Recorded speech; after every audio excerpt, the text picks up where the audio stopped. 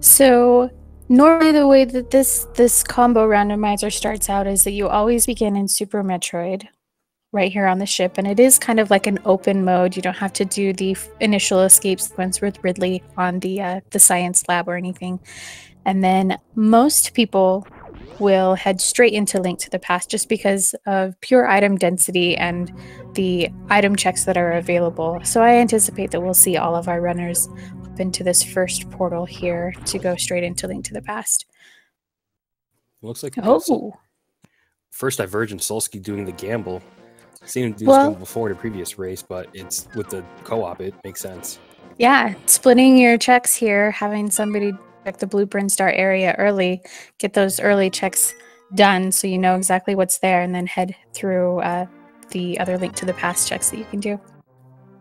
Yes, there are 2 checks actually you can make without the morph ball here. We're going to see the vanilla morph ball location, but also the ceiling where the E-Tank is in Classic Brinstar, just before the Billy Mays room path.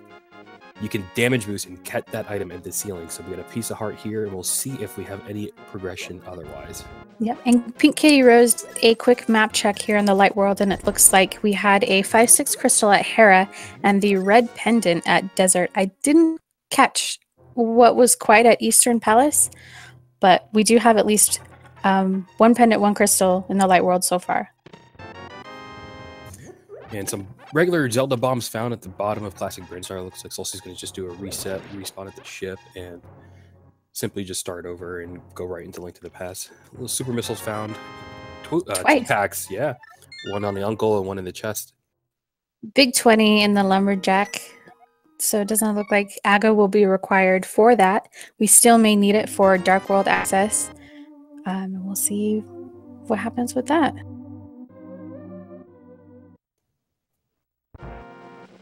So you see the traditional checks here. Going through the Lost Woods is typically a pretty popular first path on the way to the town. Some choose to go enter the town from the south side through the race area. Or with the 2v2, you may see the runners enter from both sides so they can let each other know if they have to make the trek to the other side or not. Looks like early mitts found at the mushroom location in Lost Woods. Ooh, that's super helpful. You never want to go a really long time without mitts or titans. That's a third of our Dark World access needed.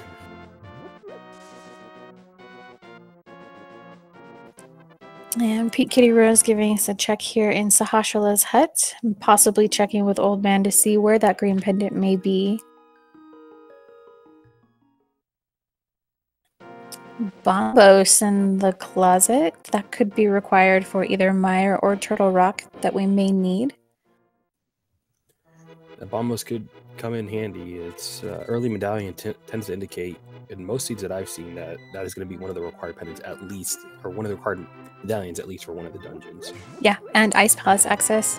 So in the back of Escape, we've got powder, flippers, and a small key. So there's going to be an item in the Dark Cross room in the Dark Escape area. See if we can see a Chris Houlihan room here pretty soon with the gloves and flippers. I mean, Zora's wide open. You've got 4 items up there, easy to get in the light world. Yeah, PinkKittyRose actually did do a Houlihan while we were kind of going over the divergent split between the 2 teams. And she used some of that money to go down by Lake Hylia to the shop to grab some bombs, which got her the Sahasrah access. But I anticipate we'll probably see a couple other runners do that for, like you said, the rupees needed for Zora's. Up in a split town and South Shore check for Solski and Maniacal. Pretty nice again, splitting those checks, and it's always good to see who remembers what are the useful items later, or if they're going to end up just doing blanket checks as well if they're unable to remember or don't have notes on which rooms should be checked. Yep. And the dam chest only having 1 rupee. However, Blind's Hut stacked with a bow and cane of Samaria. Last chest with some supers. Ooh, that early bow could pay off with Rose here checking Eastern Palace early without the bow. That loops it in really easily for Maniacal and Solski to be able to full clear that dungeon. It is a pendant dungeon, but it's always nice to make sure if you have that one last item you're able to check. And the hook shot. Whoa. Right outside the dam. Soggy hook shot. I mean, I guess if you need it to get in there, it's a good place to find it right outside the front door. And with the well. gloves. Go ahead. Oh, second medallion. We got Quake, some power bombs, a little bit of love, just ammo going on. Yeah, and even without the lantern, with the hammer and hook shot, Tower of Hair is easily accessed, especially from artists of these caliber. They're able to do that dark entrance into Death Mountain pretty easily without the lamp. Yeah, and we did also get a mushroom from the mini Moldorm cave, so that Zora play may be a little bit more in the idea of some of these players once they grab those flippers from the back of Escape so that they can actually do the mushroom check potentially and Zora at the same time, unless they decide to keep it for a fake powder. Also, with all the items we're finding, while it could blow the seed wide open without any direct Dark World access and no Morph Ball yet for Super Metroid, it does kind of slow down the progression of what these items are actually able to be used for currently. Yeah. But once we find that Moon Pearl or the hammer or the Morph Ball, we're probably going to see a lot of checks just open up really quickly as they're able to navigate the entire world real fast.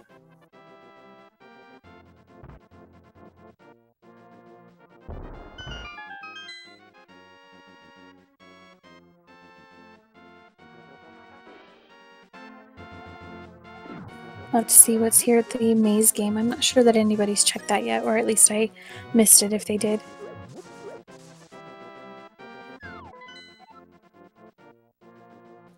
That is a vanilla green pendant at Eastern, I believe. It looked like it had the little asterisk star next to it. If that is the green pendant, then that is actually just opens it up more. That is one extra item, easy to get with the bow. Yeah. Without the land right now, that is technically not in full logic. So again, while we have all these items to check, things aren't really technically supposed to be accessible yet.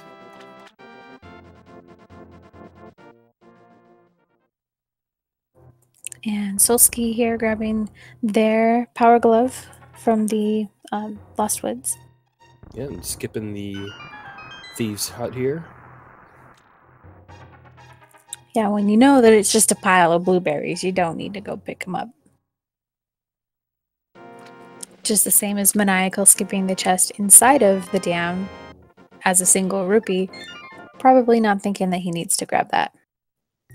I like this a lot. It looks like that they're essentially going over areas that the other has covered real quick, which means that you're not going to forget which ones are useful and which ones aren't. You're able to skip immediately right to the items you need that you definitely know. Hook shot, gloves, those are really important items that are going to open up a lot of the map and a lot of movement and are probably locking other items behind them.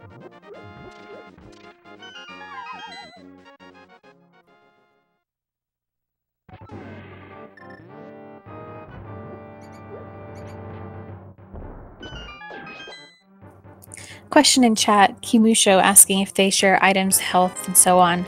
This is not the kind of co-op where once you pick up an item, your partner also has it. They are in their own individual Discord calls, so they're able to share the information with their partner about what items they find in certain locations. So that kind of helps them clear out a bunch of junk checks and unnecessary items that they don't need. Rose is making really good use of the warp in order to get to the witch hut. Turn in the mushroom real quick for the fetch quest here. There are a few fetch quests to always keep in mind. I was just gonna say they did find the mushroom, as well as the powder, so they don't have to worry. What? That's our Dark World access, but we still need Moon Pearl. However, that's our second pair of mitts already. Yep. Crazy to find that kind of access this early. That is really early Titan's mitts there. Maniacal using the cane in order to give himself some Dark Room navigation. Really helpful. Yeah. Pretty tricky. when you don't have a sword or haven't thought to use the hook shot just as kind of like a little homing beacon to find out how close you are to a wall or where you're at in a room, that the carrying around the block from the Cane of Samaria can just help you see which directions you're going in. Yeah, unfortunately with the hook shot, of course you have to stop and, just fire it off every time you want to get an idea of the location. Usually swords preferred as you can keep it charged, but yeah, the red block doing just all the work there.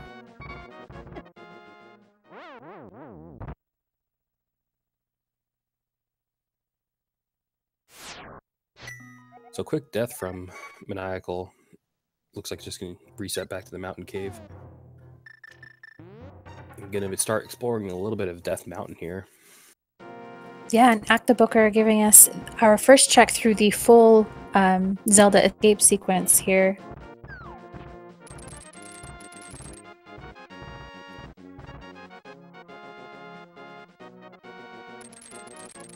And Maniacal heading to the right side of Death Mountain. PinkKittyRose going over to check the desert area. Probably just gonna pop over to Desert Ledge before saving and quitting after the Agony came here.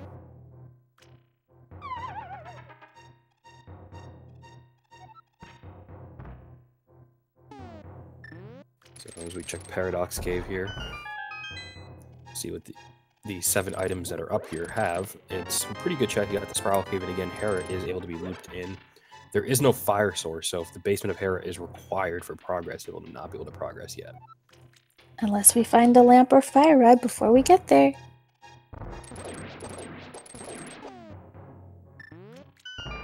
I mean, right here in Paradox, what are we gonna find? Fisher Price Shield, some missiles, a full heart container, a red bottle, and another heart container. So Sick Kid from Kakariko Village is now on Logic. Well, not quite. Technically they should not have Death Mountain access yet with no lamp and without being able to access the port through Norfair. But if I had to guess, we're going to find probably a lamp or morph ball pretty soon in order to make that kind of connect the dots. You're right.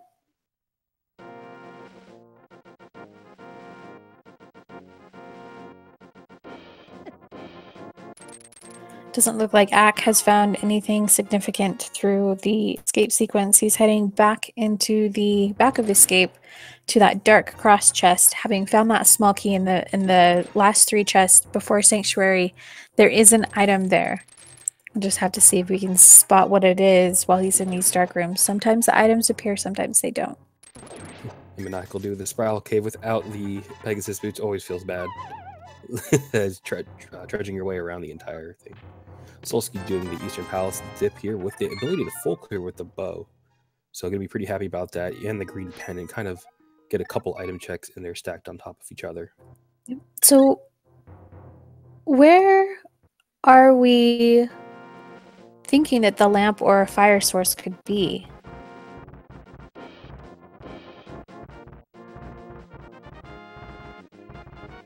Zora. I don't think anybody's checked Zora yet. Yeah, there you go. I think Zora is the play for kind of getting back in Logic, or Hobo, underneath the bridge here. And it looks like Rose is heading in that direction right now. So Ack does have a sword. There may have been something that I spotted, something that I thought looked like an arrow or possibly a missile that was actually a sword.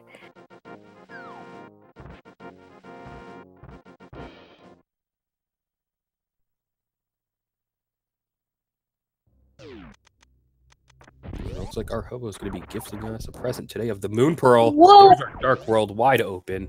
Progress. With the double gloves being available, plus the Moon Pearl, that means Thieves Town entrance is our place to get into Dark World. Yep. Also, if we go to Death Mountain, we can access the Super Bunny Cave and a little bit of extra up there with the Hookshot. Also, Hookshot Cave is wide open. Wow, that's really exciting. I'll have to see how long it takes. Looks like we're getting 100% Zelda early in this run. Yeah, well, the item density kind of pulls you towards that a little bit.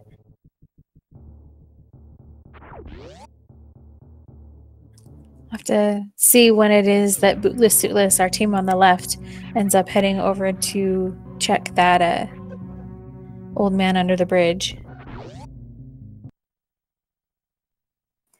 And PinkKittyRose giving us a peek at our Zora ledge item. I think they went into Waterfall Cave, but I missed what they grabbed. Yeah, I missed that too. I don't think it was anything exciting. And Ack grabbing their mushrooms so that they can head over to the potion shop and grab their Titan Smiths as well. Yeah, finding the Moon Pearl, immediately identifying there's our Dark World. There's a bunch of checks that open up real quickly. You got Thieves Town with all the chests there, plus having the access to the smithy, plus all of the delivery quests there. And we're going to have access to everything, including the Hype Cave, which, given the way the seat's progressing, I think is going to be pretty hype. Yeah, so far it's pretty quick.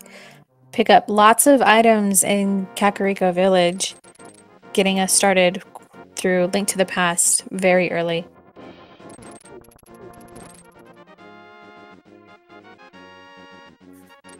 Neither Maniacal or Solski heading towards that motion delivery. We know this is the next step that is needed along with that Zora check, so we'll see if one of them decides to make that play soon. Perhaps hoping to find some extra rupees in order to buy from Zora as well, or waiting to pull off the Chris Hula. Or with the flippers, it's actually a little bit more difficult to pull off the Chris Hula room.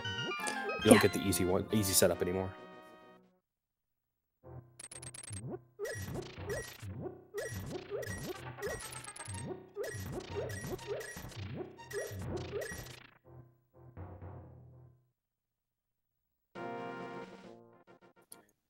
And Maniacal looking like he's going to the rupee farm here, picking up all the pots. And it's a guaranteed 50 rupees every single dip, so it's going to be a few more dips until they get topped off for the 500 Zora bot purchase. Looks like they're going to be looping that in with the Witch Hut, which will essentially open up everything for them that they need.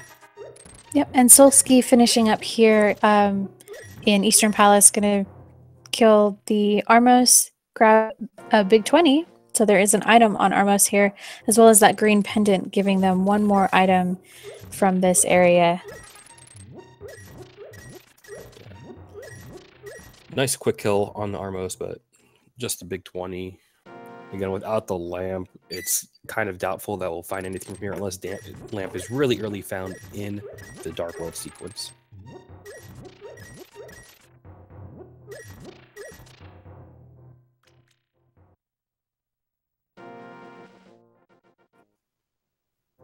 So for those of you just joining us, saw the question in chat, how does the 2v2 work? We have two teams against each other that are in Discord comms, each team separately, of course, able to communicate what they're finding and where in order to make routing a little bit quicker as they go through the dungeons the other has cleared. And the big benefit here is that it's really just up to who makes the better splits and choosing which directions to go and finding those big items and able to remember where to check first. The winner is the team that finishes first, so both runners must finish. Yep, both runners have to kill Ganon and Mother Brain. Not only one of them kill Ganon and the other kill Mother Brain, they both have to finish both bosses. Yep. Thank you for that clarification. Definitely important to note. Yeah, if you kill one boss and you have not killed the other final boss, you'll actually, the world will still be open and you'll be able to port to the other game in order to finish the other game. You can still go back and forth if there's items still left. Solski picking up their Titan's mitts. Yeah, and Solski look like possibly waiting to see if he wants to check Zora or not, but not looping in with Maniacal having the rupees. Solski is going to be losing a little bit of time here, but choosing, it seems like, oh, is setting up possibly for the Crystalline room. Or being a little bit indecisive.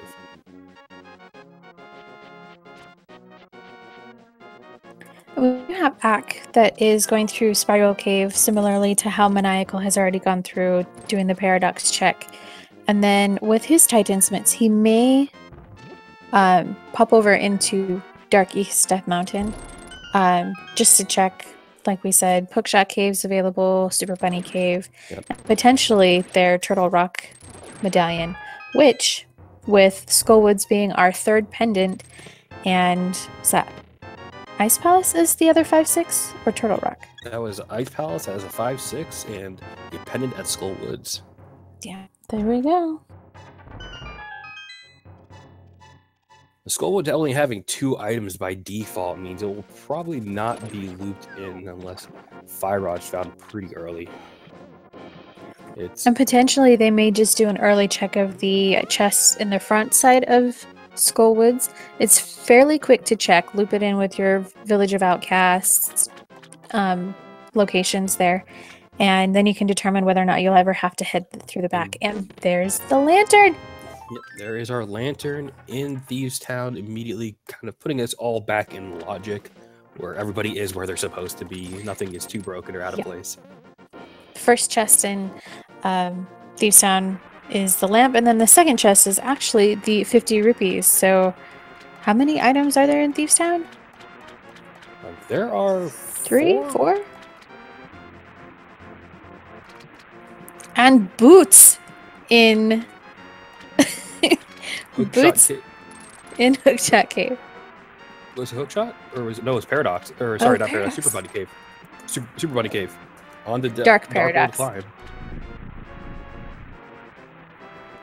Nice.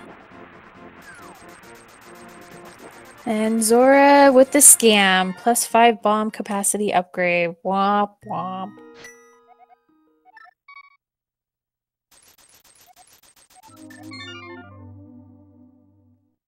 So Boots and Wave were Super Bunny, which is going to be pretty nice for clearing out some of Super Metroid, having that little bit of extra weapon damage, especially if the charging is found. Yeah, and that also makes the Wave Gate glitch not needed.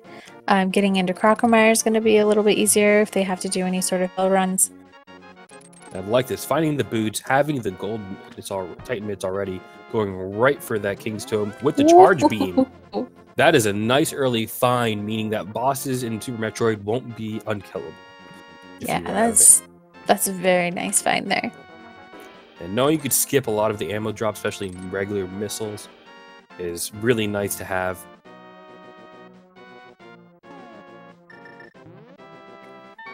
All right, so additionally, we did see on Mac's screen that Turtle Rock is a Bombos Medallion entry.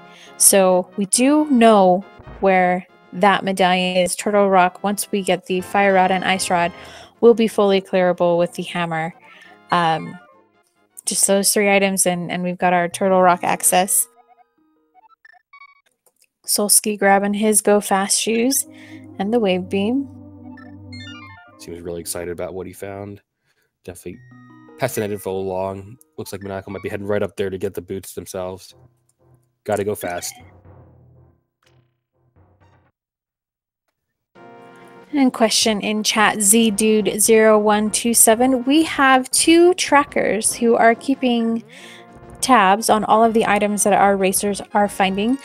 Individually, our racers may have their own trackers, but for this Speed Gaming channel here, everything that we're looking at, we have Link Force Zero and Cassidy Moan helping us out on the broadcaster end today. Doing the Skullwoods dip poker here, it's really nice with the cane being able to set the block, not having to drag the statue, so it's a really quick dip. But just a small key, not the best item to be finding that early.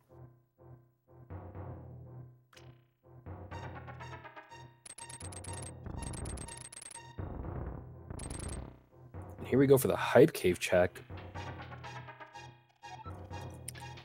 Let it be hype. Yep, 0 out of 10. Let's see how this goes. Big 20, meh. Big 20, meh. Little bit of love, some missiles, and the gravity suit. Gravity alone, I'm putting that at a 5 out of 10. Yeah, I would too. Ooh, early big key in Skullwoods too. That helps to do the next item check. Yeah, that's a nice find, not knowing that you don't have to clear Mothula in order to get the big key, big chest item. Or potentially have the big key locked in the big chest. Maniacal about to find the charge beam there. We'll see if Solski just beelines right back for it. No, maybe not right away. Probably gonna loop it in later. Looks like going right for the Thieves Town entrance. And Ack still the only one who's gone through the Zelda escape sequence to grab that sword. I'm guessing, you know, they're probably thinking, we'll find more later. Don't spend your time. There was nothing else there.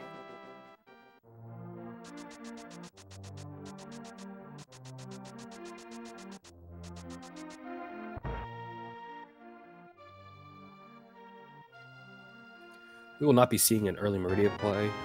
Mentioned in chat, there is no Morph Ball found yet, so Meridia is not very navigatable, and they can't even open it without the Power Bomb and Morph Ball. They have Power Bombs, but no Morph Ball yet. I mean, they do have Dark Ice Rod Business Center area shopping mall that they could get to Meridia, but that's, I mean, they could just stand in the room. That's all they get to do.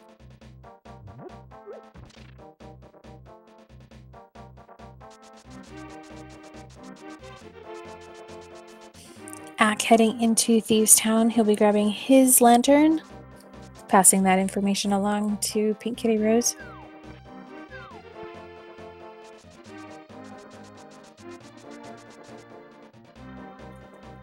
And we already know that the dig game is just a single pack of regular missiles.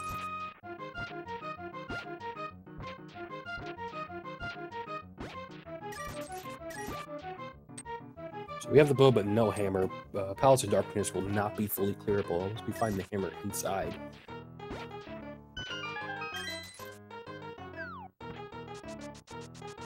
But once we find that Morph Ball, we're going to see Super Metroid probably be an immediate action for one of the teams.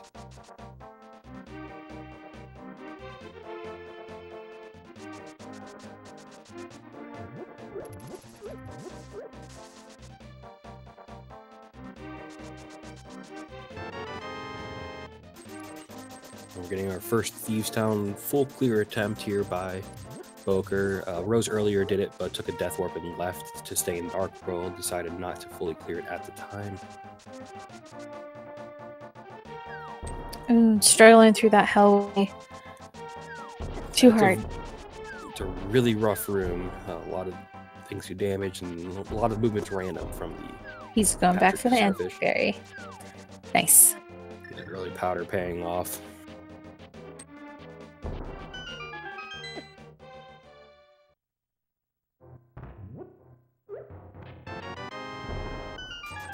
Maniacal about to find the gravity suit first. Grabbing their gravity.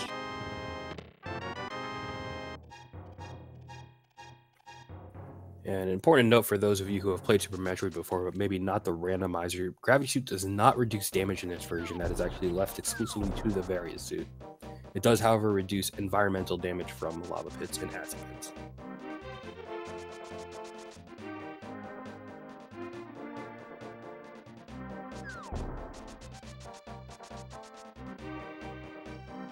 Ooh, morph bombs on the bumper ledge.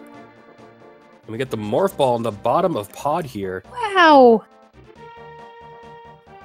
There's our Super Metroid being blown wide open with the gravity, with the Morph Ball, and a bunch of power bombs found so far, so it should be pretty comfortable to navigate.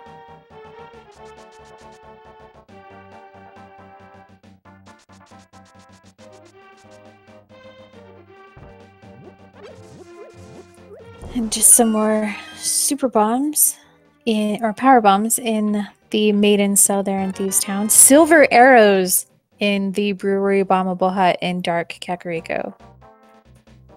That's pretty nice.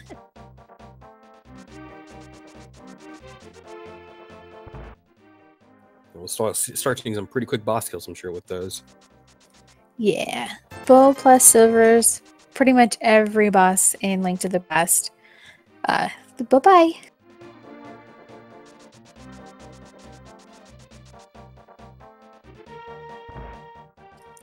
Energy tank and the big key in the basement dark rooms of Pod. We're gonna have 3 easy checks now to make through the dark maze. Oh, I missed what blind wrapped.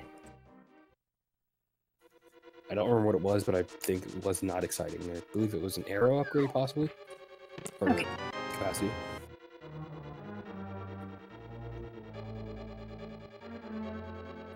So Solski checked out the catfish location. Probably going to head over to Pyramid Ledge now. Yep. And then likely right over to Pod. No sword yet. Only sword so far on Boker. And the flute.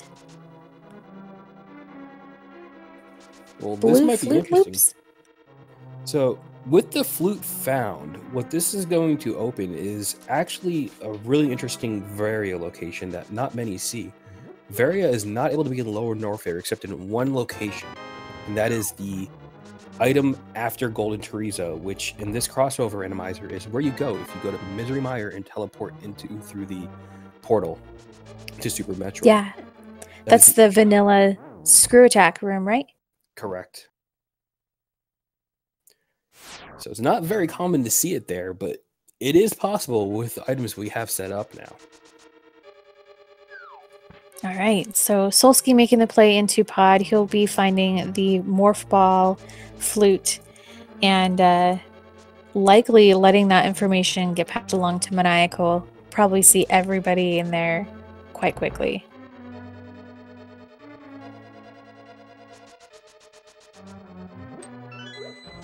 Oh, absolutely. And I think also with this, we're going to see a really quick, looks like going to Meridia, Boker, without, oh, it's going to take the teleport away. Okay. There is a portal to Meridia as you keep going in that direction. You're going to go and do Catfish instead. Possibly start heading towards Pod as well. And PinkKittyRose making the play up to Death Mountain, possibly thinking about heading up to Hookshot Cave, grabbing her boots. I don't think she's got boots yet, so... Oh, it doesn't have boots, but does have the lamp now, so it does have the fire source for hair, so it's fully clearable. Yeah. Probably going to wipe it all out. Get it done. Without mirror or hammer, they can't actually get to Hera yet. Oh, yes. No hammer yet. Thank you for reminding me. We have Dark World access with no hammer. Not a very common thing. Right.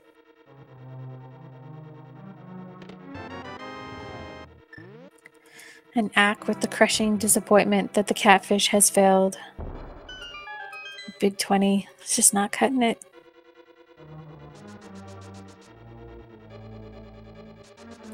He'll probably check the Pyramid Ledge and then pop down into Pod, following behind PKR, grabbing his Morph Ball and flute as well. So some individuals may be wondering why Rose would do the Old Man if Boker has already done it and we know it's not an item. Well, you get the save point up there. It's really nice for save and quitting, really popular to do in Zelda for kind of quick teleporting around the map in the light world. You have the 3 locations then instead of just 2 you can just go on at. Yep, and he gives you a full free health fill anytime you talk to him. Yeah, so especially when going towards the end game like Total Rock or Ganon's Tower, if you teleport up there with the save and quit, talk to him, and then you can go in with full hearts.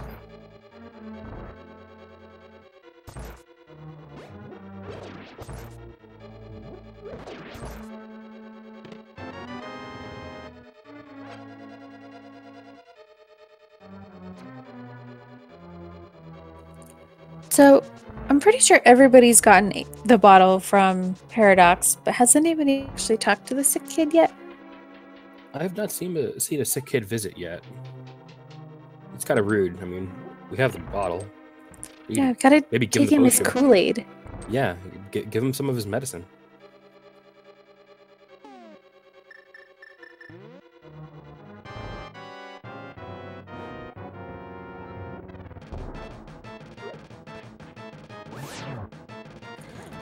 Chat with the correction that the kid had $300 for that medicine. Must be really wanting to get better.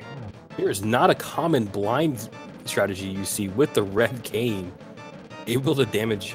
It takes 3 hits of weapons capable of damaging blind in order to knock off each head. 9 hits total. Very well done, Maniacal. Very well. Not taking a lot of damage. Most people take way more damage just using a regular sword in that. I know I do.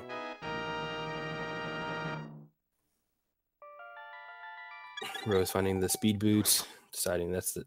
That's all they need from the East Side Death Mountain for now. Nice. Skipping on the wave beam, it looks like. Oh, sorry, no. Oh, that is with the boots. So, gonna go King's Tomb, get the progression there.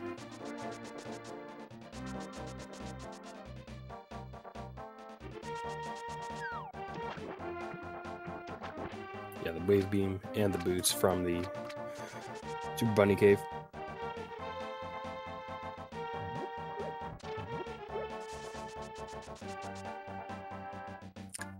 And AcktheBoker taking a death warp after picking up the items that he needed on that side of Pod, and then heading to the back to grab the remaining items that they need. And the Dark Maze navigation without the lamp, not the most fun time for Solski, but still managing to do it with the red cane, able to get a beat on Link's positioning. And the E-Tank library chosen to be picked up by Rose, just getting a little bit of extra health with Super Metroid. Early health without the various suit, very helpful, especially if a suspected hell run is needed.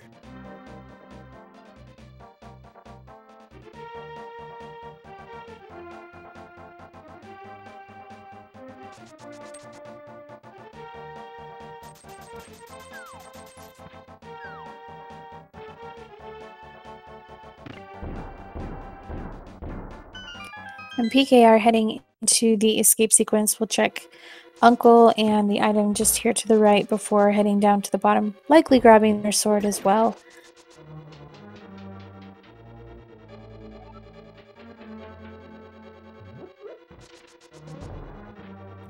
And Maniacal with that information now on where the Morph Bomb and Flute are, popping right into Pod to grab those items.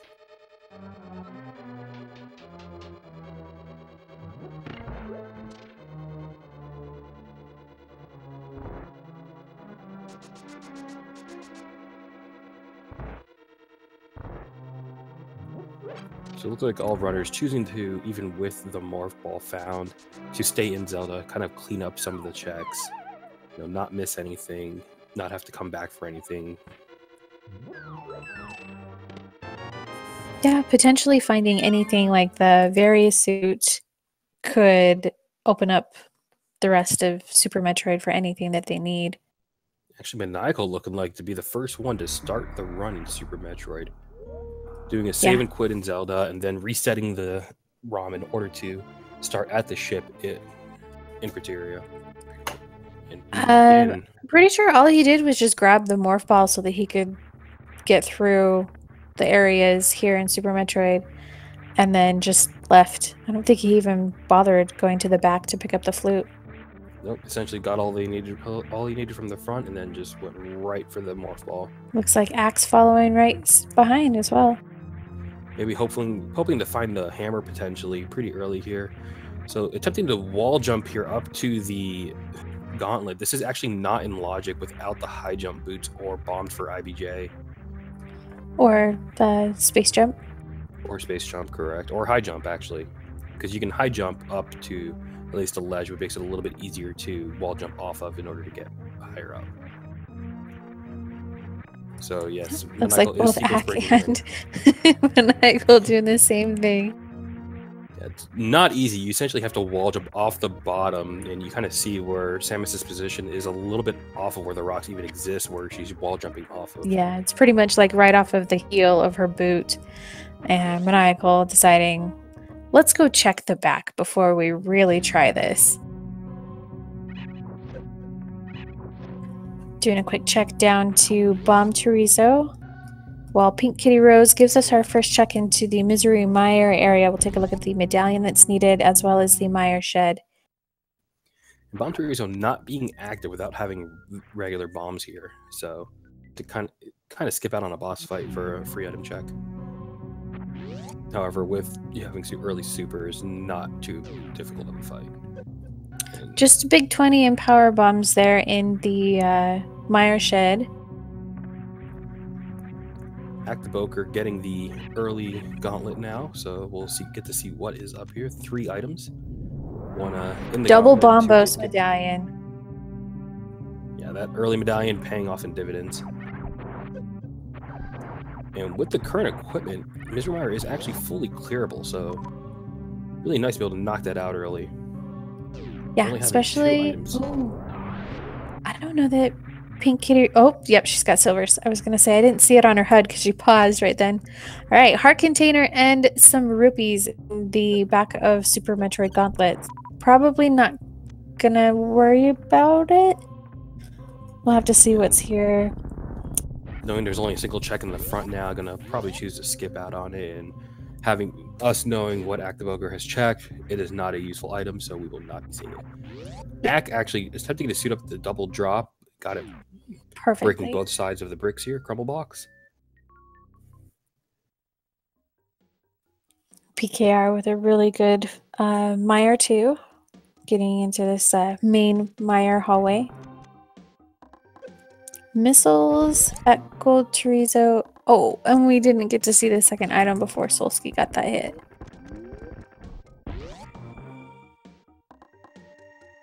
Green Brinstar Reserve is a vanilla reserve tank with the X-ray scope.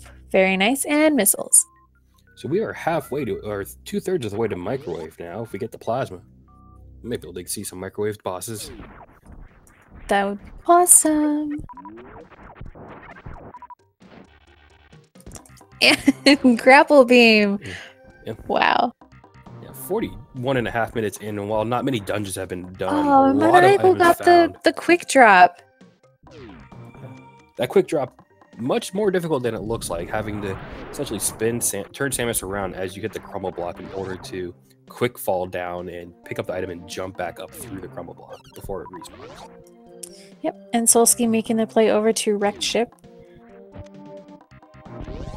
10 arrows at the Edakun's E-Tank. And an E-Tank behind the Edakun's E-Tank. Looks like they just pushed it back a little bit further. Yeah. So Solski attempting a CWJ here instead of just doing a gravity jump. Oh, that's so tight. PKR progressing through mire. Let me see here. A map, okay. Power bombs at the Edakun's. I believe that is also a vanilla item. Yep, that is.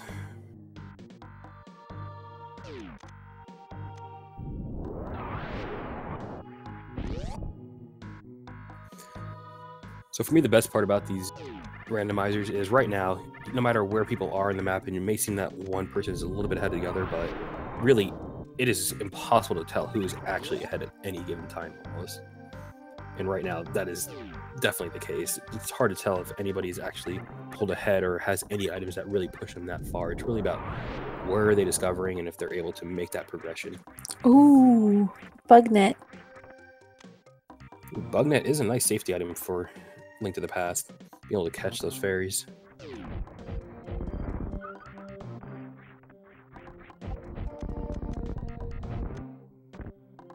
Solski giving up on the wreck ship play for now.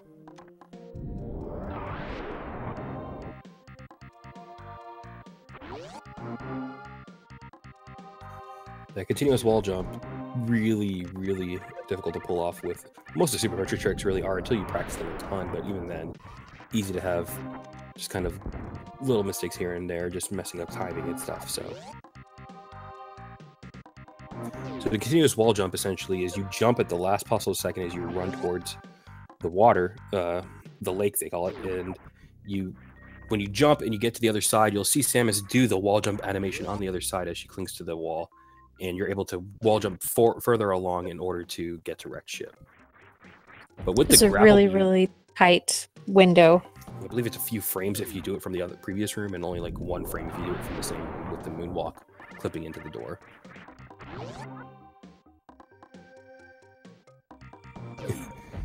Ooh, magic cape there at the Chozo for the vanilla power bomb. First time you get him in Super Metroid. Maniacal trying to do a gate clip with the wave beam anyways. Yeah, I was gonna say, but he has wave beam. Ice Rod at the charge beam location. We'll not be getting a hunt for Ice Rod in this seed. No Morph Ball, no Ice Rod hunt. Still now, where is the Fire Rod? And the mirror, actually, because mirror is definitely required on this seed. And the hammer. Oh yeah, got a few needed items for Zelda still. Always the one that you need the most for the go mode. Whereas technically right now, once we find Varia, Super Metroid will essentially be in go mode. So we have the Screw Attack item just before Ice Rod. I believe that Screw Attack was in the Wave Gate room. Or no. It was in the missiles just before Ice Rod. That's right. Thank you, chat. And it looks like Maniacal might be making his way towards one of my favorite rooms in the game. The Billy Mays room. Billy Mays. But wait, there's more. Oh yes, always. And AcktheBoker as well, with the even though they have the wave beam, deciding to attempt to do the glitch clip. I suppose it is faster if you're able to hit it on the first try because of the missile fire speed, and not having to climb and hit it. But with the grapple beam being in Green Brinstar, we know that the CWJ actually is not needed technically for any type of progression. And the Vidria's quick kill with the silver arrows. One shot for each little eyeball, 2 for the big one, and he's dead. Missiles.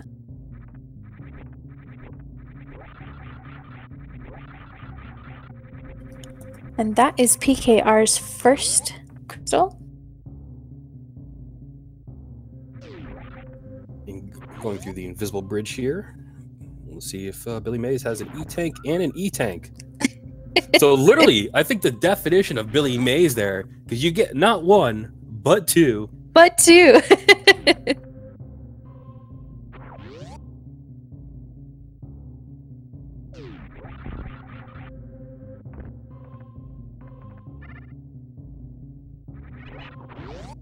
We will be able to see this, or did they already check that? The item just below? Oh, the item below was... Actually, you're right. I don't know if that was checked. I don't remember seeing that in anybody's. I know when Solski first came down here to Blue Brinstar, obviously without the warp ball they weren't able to check it, but...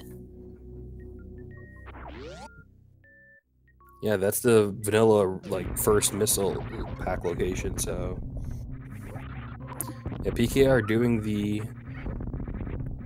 Ice Palace without Fire Rod, but you can do it with Bombos, so this will be clearable. Ice Palace can typically have a few items in it that are pretty quick to access, and the mirror at Correction. grade. You can't actually finish Ice Palace without hammer. Ah. Correct. Forgot you needed to clear the blocks right before Cold Save. Yeah, But alright, so here. Ack is checking this item. It's Big 20, alright. And yes, hammer or mirror or fire rod, all of those items could be here in Ice Palace. But yes, you're correct. Oh, Solski just found mirror. So never mind. Mirror's not going to be in Ice Palace. Yeah, no mirror Ice Palace, but we are pretty close to kind of a no-mode situation where we know where everything is needed for completion of dungeons. Once we find that hammer and the fire rod is really the last 2 items. No great quick kill for Solski.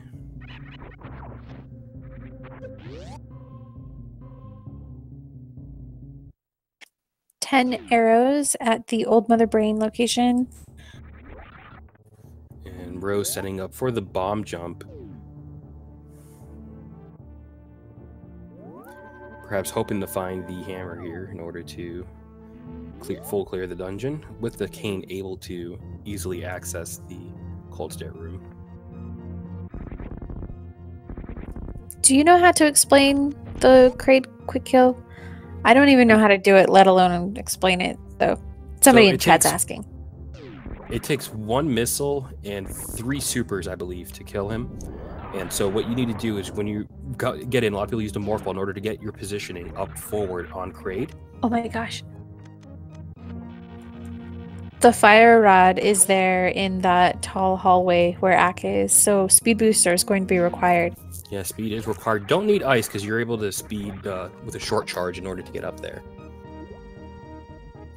So by getting your positioning set and timing your jump, you're able to shoot him, and if you shoot him at the right moment, and I don't know if it's frame specific or not, you're able to open his mouth and kind of like set him in a stun state where it's open a little bit longer and shoot all the missiles you need into it. But sorry, I interrupted you. But yeah, no, there's the speed booster. And Ice Palace speed booster. In order to find the fire rod, which you would think you need for Ice Palace. Tricky game. Solski and Maniacal logic knowledge is going to be put to the test here that Ice Palace is accessible with bombos. So yeah, bombos required for 3 dungeons so far. Max plus 5 with that call out in chat. Definitely an interesting seed in that aspect.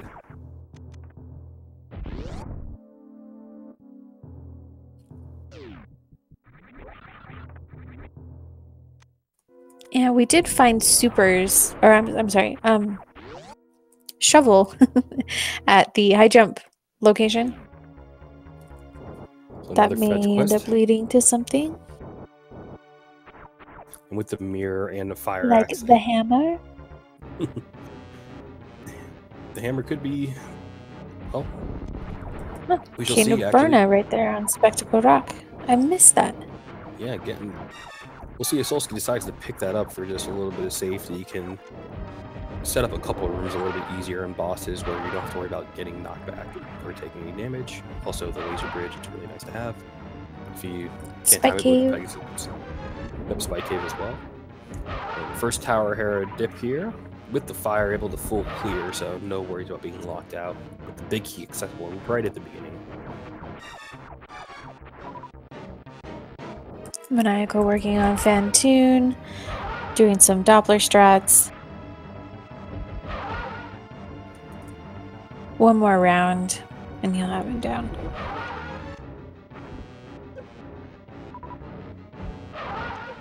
Oh no!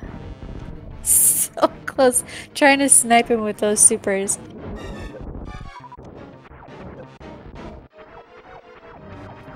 So if we find both the small key and the map in Terra, then we know that basement will have another item in it. So it's a bit of a gamble. There are 4 more checks, including the basement, 3 more able to access without fire. Maniacal finishes up Fantoon. Got 1 more item to find here. Ooh, so if Moldorm has... Oh, choosing not to finish the 5-6 dungeon. Oh, does not have a weapon able to damage Moldorm. No sword and no hammer for Solski. Ooh, yeah, that's rough. I'm pretty sure that they both went to Uncle, but didn't go through the full Zelda escape sequence. I believe this Dark Crossroads had the sword? Or is it these?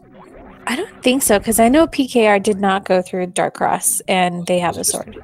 So the prison then for it? I think it's either Zelda's chest or the second blue guard chest.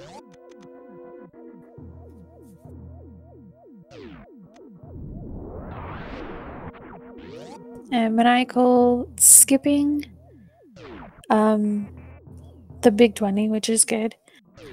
Probably will pop into the save right up here and then head to... Oh, no, he's going straight to the E-Tank.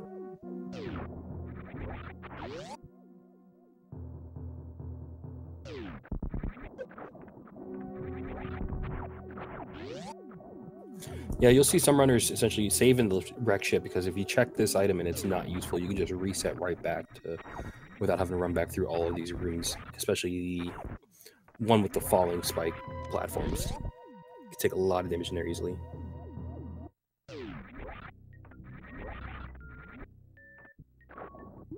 Looks like just some Link to the Past bombs, some blueberries there.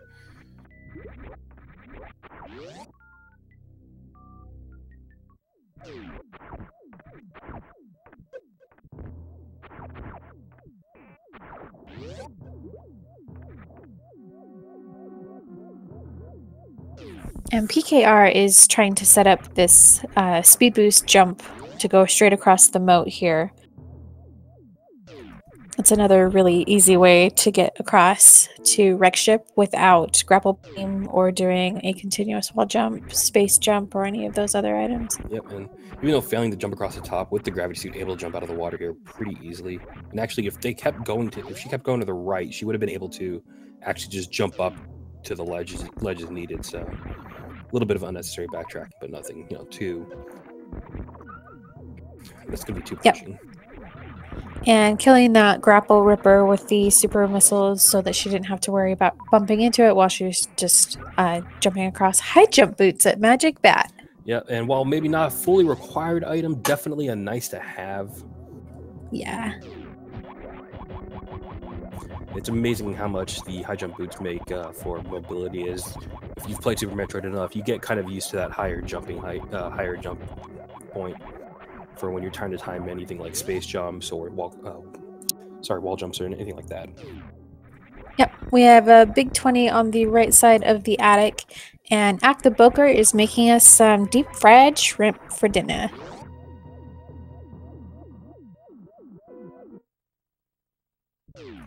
I missed what was in purple chest because I was watching Ack beat Dragon. My bad.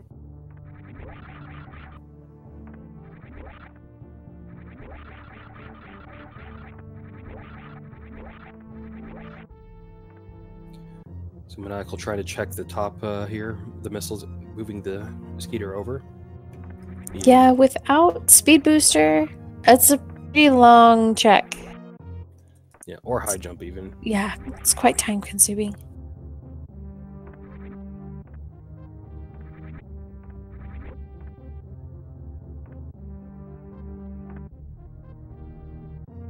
And Ack doing some gravity jumps here, turning off the gravity suit right after you press the jump button.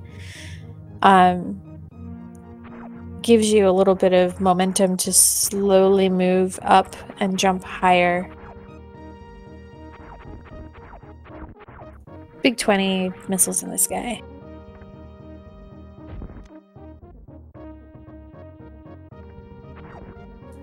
PKR working on Fantoon.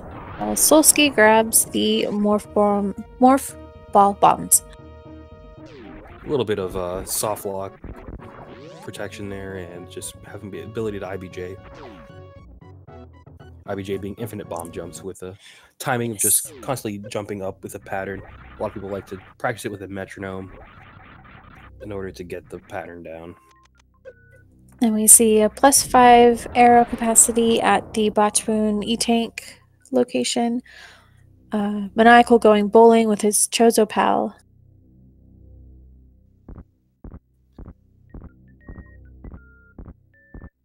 Yeah, the reverse Meridia clear pretty quick, as everything is essentially in a straight line on the way out. With the screw attack, is able to actually check plasma, as the space pirates in there are only able to be killed with plasma or screw attack. PKR just a couple more missiles short of finishing up Fantoon, and Maniacal will be giving us this check here. Behind the bowling alley, 5 rupees, and AcktheBoker attempting a snail clip here. May have let that snail get a little too far up here. Oop, trying to set it up on the other side. Heart container at the top of the bowling alley.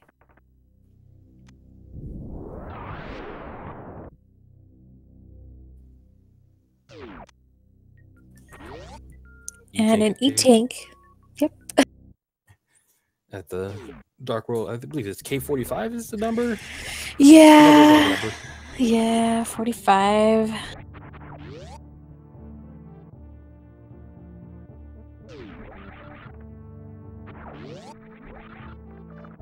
We're going to get a beach check here in Meridia from AcktheBoker. Again, just reverse clearing. Real quick and easy. Wasn't able to check the speed waterway there. Or not waterway, sorry. But the speed booster check with the snail clip wasn't able to quite line the snail up and decided to just pass on it for now. Doesn't have speed booster like their teammate Rose.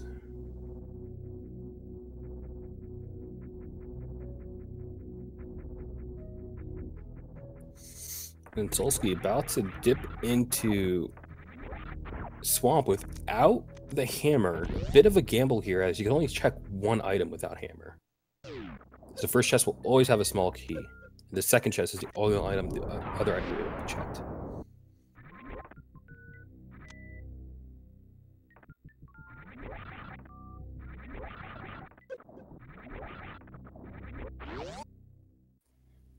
All right, let's see if this pays off, Solski. They may still be looking for the hammer. Obviously, we know where one sword is, but this could lead to another sword as well. And a map. Blah. And here we go with the sandpit checks from AcktheBoker.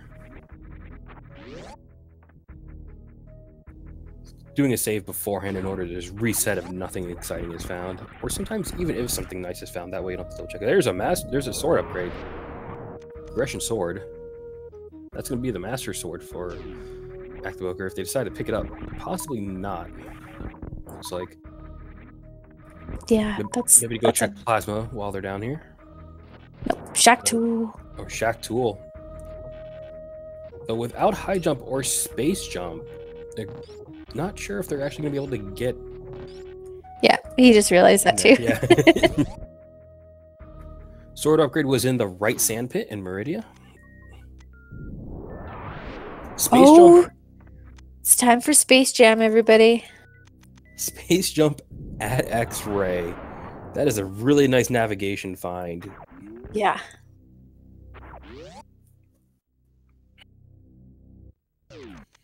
So for overall go mode right now, I mean, we have we know where the fire rod is, and with speed booster we can kind of check that off the list. We know it can be picked up, but only one team knows of that location right now. Maniacal and then also we're looking for the hammer and the various suit to kind of finish off that go mode. We have a mirror. We know where the mirror is. And just ammo on the left side sandpit as well. So depending on whether or not they decide to go back for that that sword, I'm pretty sure that the right side, every Rose has its Boker team, will not be going into the sandpits again. So just for an interesting seed layout, with the fire rod being locked behind speed booster, but we know where speed booster is, so it is accessible, and having access to use the mirror in order to get into desert and full clear eastern, pedestal is in play for either hammer or Varia potentially.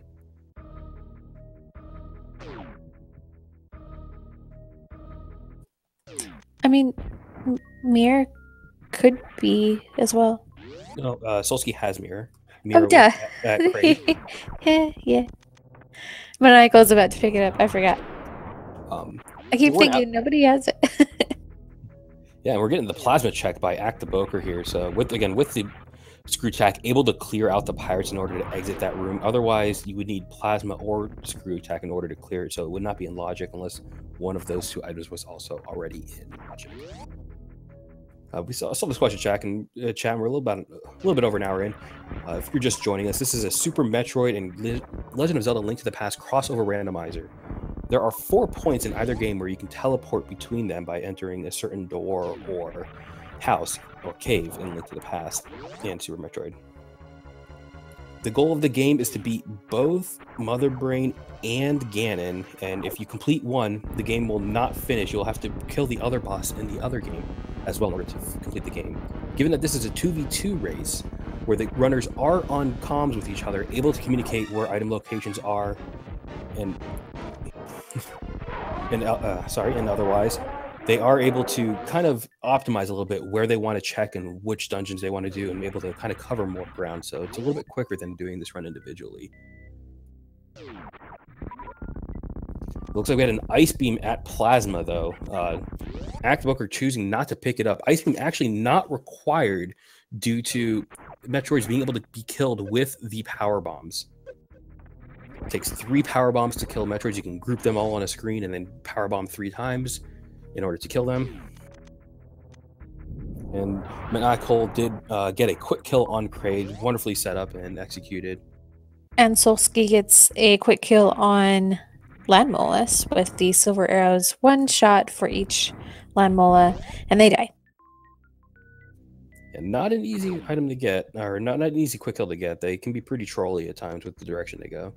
Yep. And Ack did decide to go back and pick up that Master Sword, so I'm questioning whether or not they'll ever come back for Shack Tool, or maybe PinkKittyRose may, depending on when they find the space jump, if they find the space jump. Yeah, space jump and high jump, so yeah, definitely in the logic at this moment. Mainstream missiles are missiles, and a blue suit male upgrade at the super location above mainstream missiles. Yeah, I'll be interested to see. I mean, these runners are very experienced, so they may choose to skip out on that just to save a few seconds, but that extra health can be really handy, especially in Turtle Rock and some of the later dungeons, and Ganon as well, as they can hit pretty hard. But we have the bug net and we have a couple of bottles, so can have some safety built in just in case. And Mama Turtle with the piece of heart and checking the hidden rocks here on the side for just some supers. And Solski making to play through the escape sequence, so they should be grabbing their sword here from either this next room with the blue guard or Zelda's cell.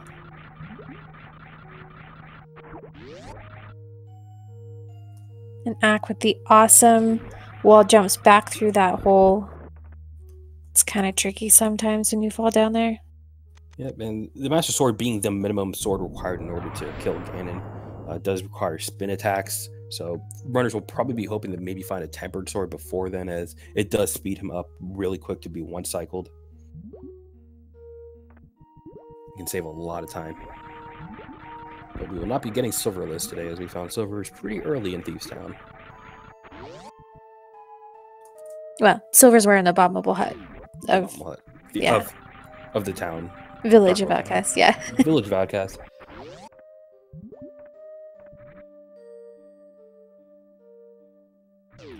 Alright, and Solski picking up that sword from Zelda's chest. Yeah, it'll be interesting to see if Maniacal decides to make the play towards that area just to pick a second sword upgrade, as he'll more than likely find the first sword upgrade in the sand pits here in Meridia.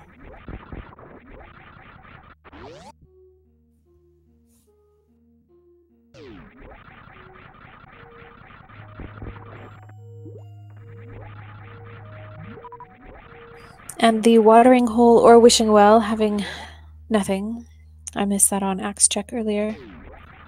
And Solski finding the sword, deciding to go finish off Harris, still without a fire source, I believe, because they haven't done Thieves Town. So a bit of a gamble if Moldorm ends up having the small key on him. The last key will be fire locked in the basement, so kind of a single one-off check, even though it is for a crystal dungeon. 5-6 crystal at that. Solski did get Lantern from Thieves Town. Otherwise, he wouldn't have been able to get to Landmolas with the fire source. So. Oh, you are correct. So thank you for correcting me on that one. Yeah. That's what we're here for. Help each other out.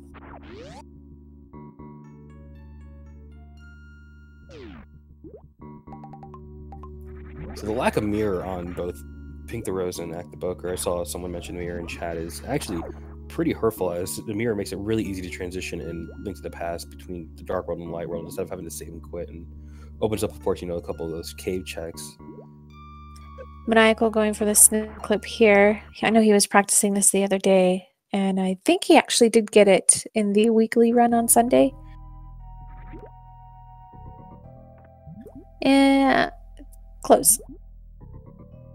He's like standing on a snail.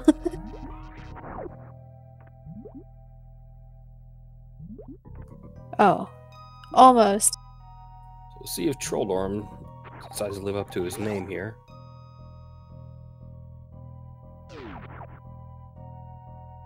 using the blue cane to great effect just to kind of skip and damage him directly. And a small key on Moldorm, so the basement is required. Or at least potentially. We shall see if basement, we're going to have to wait through a few extra tile rooms here. There we go. And he gets the snap clip. I think that's actually like vanilla items, isn't it? Missile and super missile? I believe so. That is just vanilla locations right there. Nothing terribly exciting, so AcktheBoker did not miss out on much. And Maniacal doing the sandpit check now, so he will probably grab that sword. And then maybe swing back and get the left side sandpit at a later time.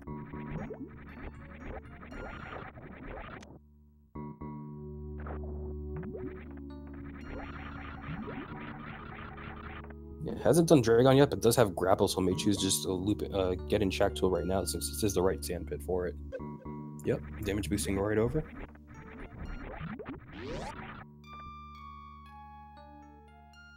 Let's see what the basement has to offer from Solski.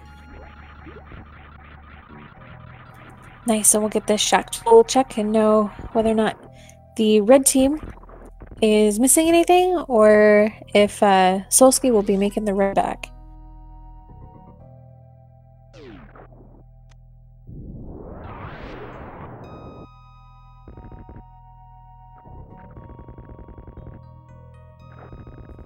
Going right for that mire. I think kind of the hunt for Vari is on right now. There are a lot of items in Lower Norfair, so in Norfair in general.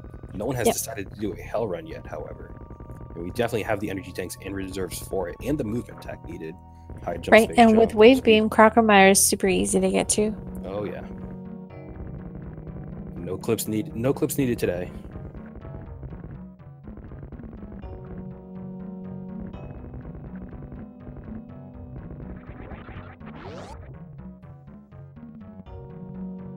So let's see what Shack Tool has to offer us today.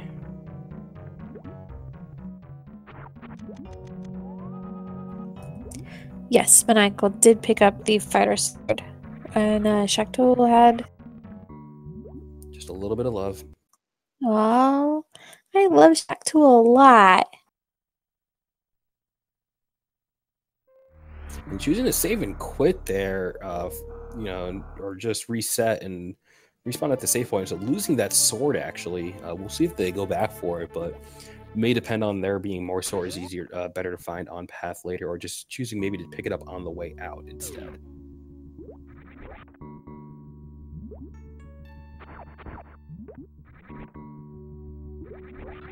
But also with flippers accessible, may choose to just pick up the sword here and choose to skip out on the rest of Meridia for now, as they'll be able to backdoor their way in through the warp point that's in the Dark World. Book locked behind Croc. That's going to be interesting to see if that fetches anything from the tablets. We may also get a pedestal check. And PinkKittyRose about to find that fire, get that fire rod.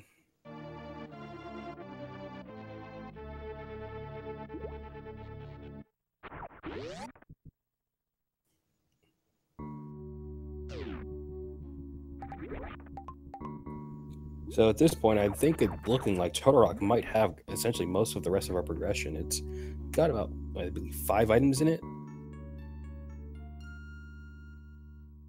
Yeah. So it's a good chance that it's gonna be the next big play. And we have access knowing that it is a Bombos medallion needed. Well, PKR checked it. I don't think there was anything important there.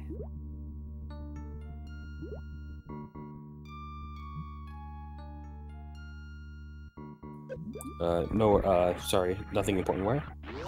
In Misery Mire, is that what you were saying? Oh, no, I was going to say a Turtle Rock might be the next big play. Yeah, especially we have all that MZ now. Both rods. Both rods, we got the Red Cane, and we got Bombos. However, not a lot of hearts in Zelda overall, and you know, Blue Mail is accessible. Turtle Rock can do quite a bit of damage, especially the Chomps and a lot of the Hopper enemies. Yep. So it looks like PKR heading here to the Norfair Business Center area. Probably heading directly to Craig to grab that mirror, and then dipping back into Link to the Past and grabbing the turtle rod or turtle rock medallion or a pendant once she's finished there. Oh, dang, Hammer, you're right, man.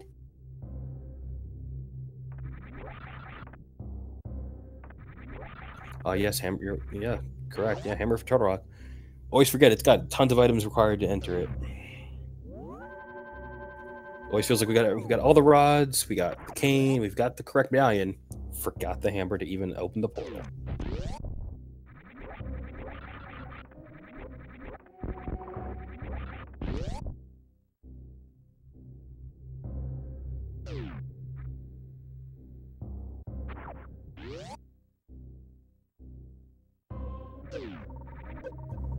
Just getting our first kind of hell run here, checking the ice beam location. Using mock balls because speed booster is still not found between Maniacal and Solski.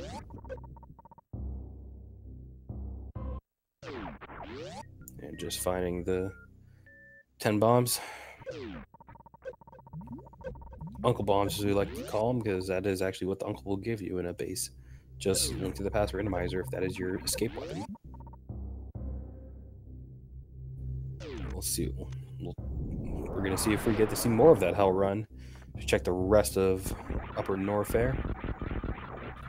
I'm curious to see if PKR will check Pedestal just on a whim, possibly to make sure they don't have to worry about doing all 10 dungeons.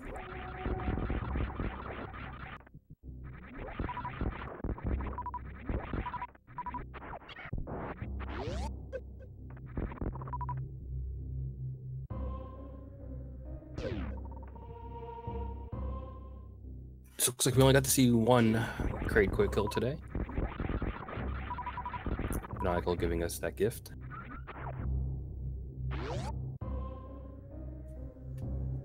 Another question in chat: do they have dynamic text on PED now? PED, I believe you do. This is version 10,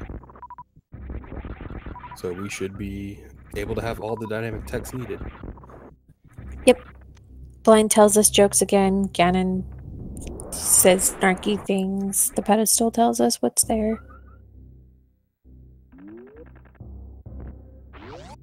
And you can even check the tablets if you don't have the Master Sword to see what they like to drop from the heavens. Can you make items fall from the sky? With the Master Sword, you can.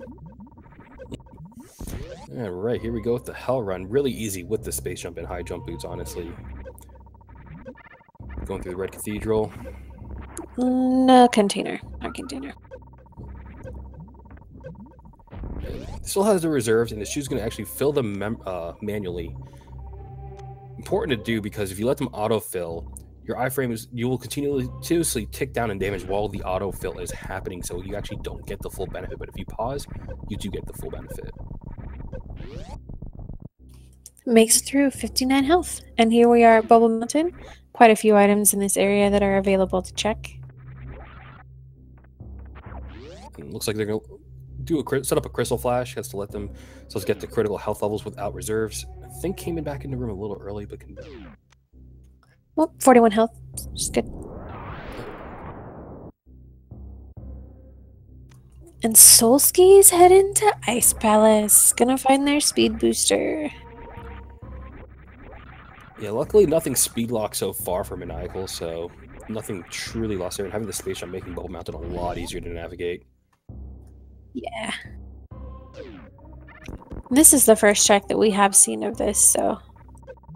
Same as PKR heading down to Crockermire area.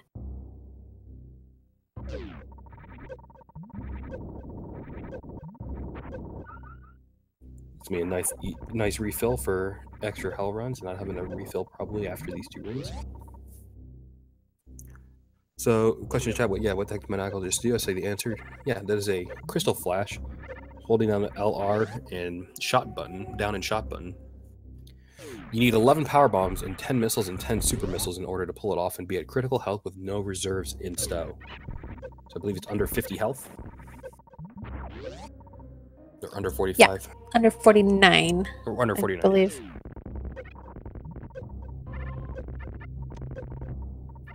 Yeah, there's a few really cool hidden abilities in Super Metroid. Charge shot and beams with half magic. Ooh. That's gonna be a very convenient. Gimme hammer! Oh man. And the Hell Run paying off for Maniacal. Oh, that's gonna what is it gonna be like Varia in Turtle Rock? It's Possibly feeling like Swamp. it at this point. Wow. However, choosing to skip out on the half magic, I don't think I saw Maniacal pick that up. I don't recall. I was too hype over the hammer. Yeah, hammer's incredibly nice find.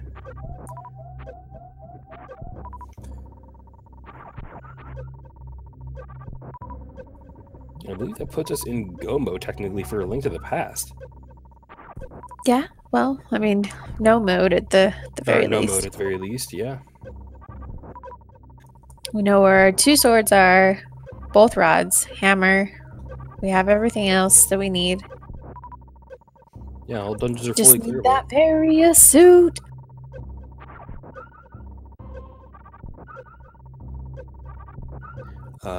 No mode is actually KNOW. It is essentially we as viewers know where everything is that is needed in order to complete Link to the Past, but the teams may not if they haven't checked certain areas.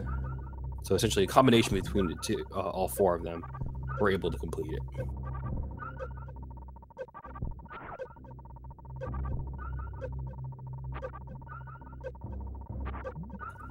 And AcktheBoker there, with only the ice rod and no silver arrows, deciding to go with spin strats against Land Mollusk. Never mind.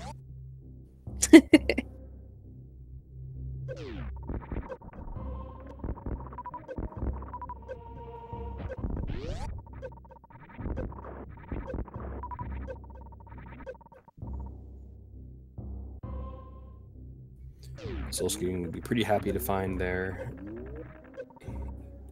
speed booster here, but knowing that the hammer is located in Norfair, not going to be fully clearable Ice Palace, but we'll be able to go mode it when they come back.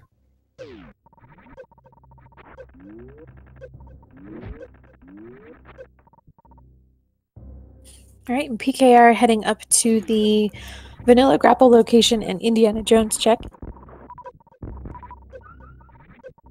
Yeah, with Speed Boost, they're going to be able to check these items no problem. Otherwise, you would need Space Jump or IBJs in order to get up. Ooh, jumped a little early. They actually don't have high jump boots, so I'm not sure if they can make that jump vanilla. Yeah, you can. You just have to like wait right till the end of that little platform. Oh no! Solski took a death to the freezer duties. Or having some weird frame issues.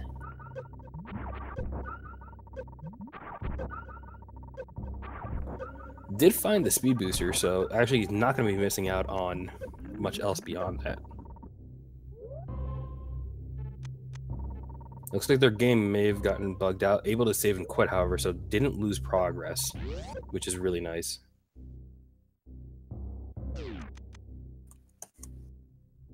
Just power bombs at the Indiana Jones, so Crocomire looks to be bust for the most part. And PinkKittyRose choosing to actually climb out of Crocomire without any significant finds. Some will choose to save before Crocomire and just simply reset in order to get back up there, but did not save beforehand. Unequipping the speed booster. Speed booster does lower your jump height a little bit.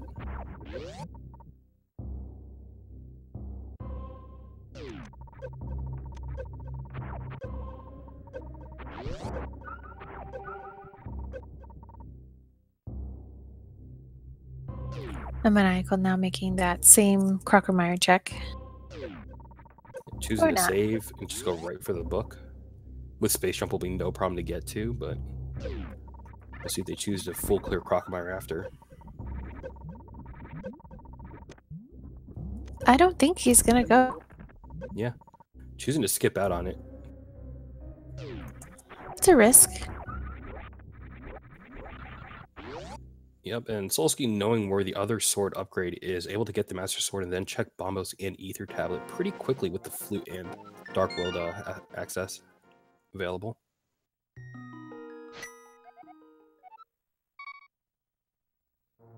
So possibly going towards the castle here, the prison area, in order to pick up the other sword. Nope. Get a path around for now. I believe they have the shovel, so I don't think we've seen a shovel check yet, have we? Yeah. I was thinking we did, but it was Stumpy, so no, we have not yet.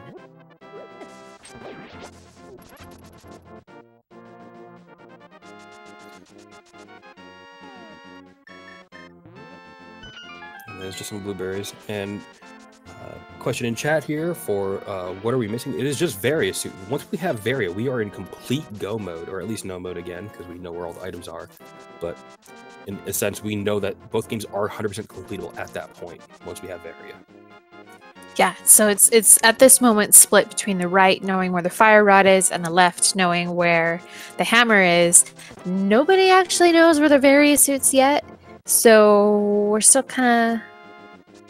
Everybody's questioning where that could be. Potentially, it could be on pedestal. More than likely, either in Swamp Palace or Turtle Rock, which we have not yet seen either dungeon fully cleared. So, getting the quick morph there on attempting to climb Bubble Mountain. PinkKittyRose having a little bit of trouble with Bubble Mountain here, without high jump, without space jump, without ice in order to freeze the enemy in order to jump up. It is a bit difficult to do these wall jumps up the ledge, kind of like we saw earlier with the gauntlet check. Have to do similar thing here where you wall jump off of the bottom.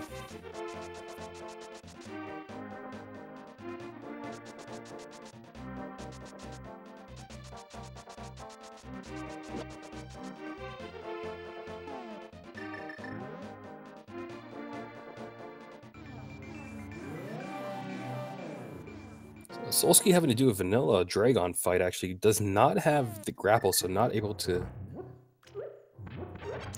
do an easy kill against the electric part by being captured. Using power bombs to clear out the sticky goo.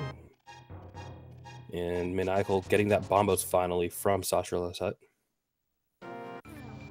yeah, and AcktheBoker just a short minute ago also just picked up his silvers from the brewery bombable hut in Village of Casts. So everybody's kind of finding their way through all of the other items that everybody else has already found.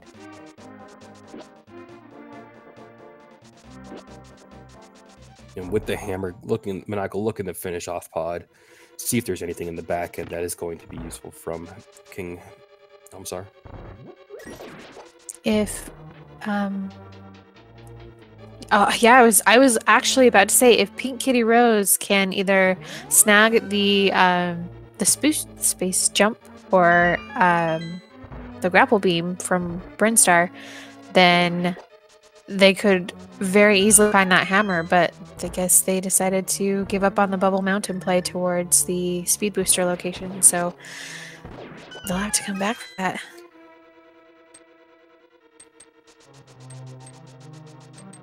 Looking like they're gonna go for that Skullwoods play, possibly feeling like it's with the fire rod. Just full clear it. I think there's one more item off of Mothula, so no big key needed to access it, but we already know we have the big key, so not that big of a deal either way. But it's a pretty quick shot right to the back here.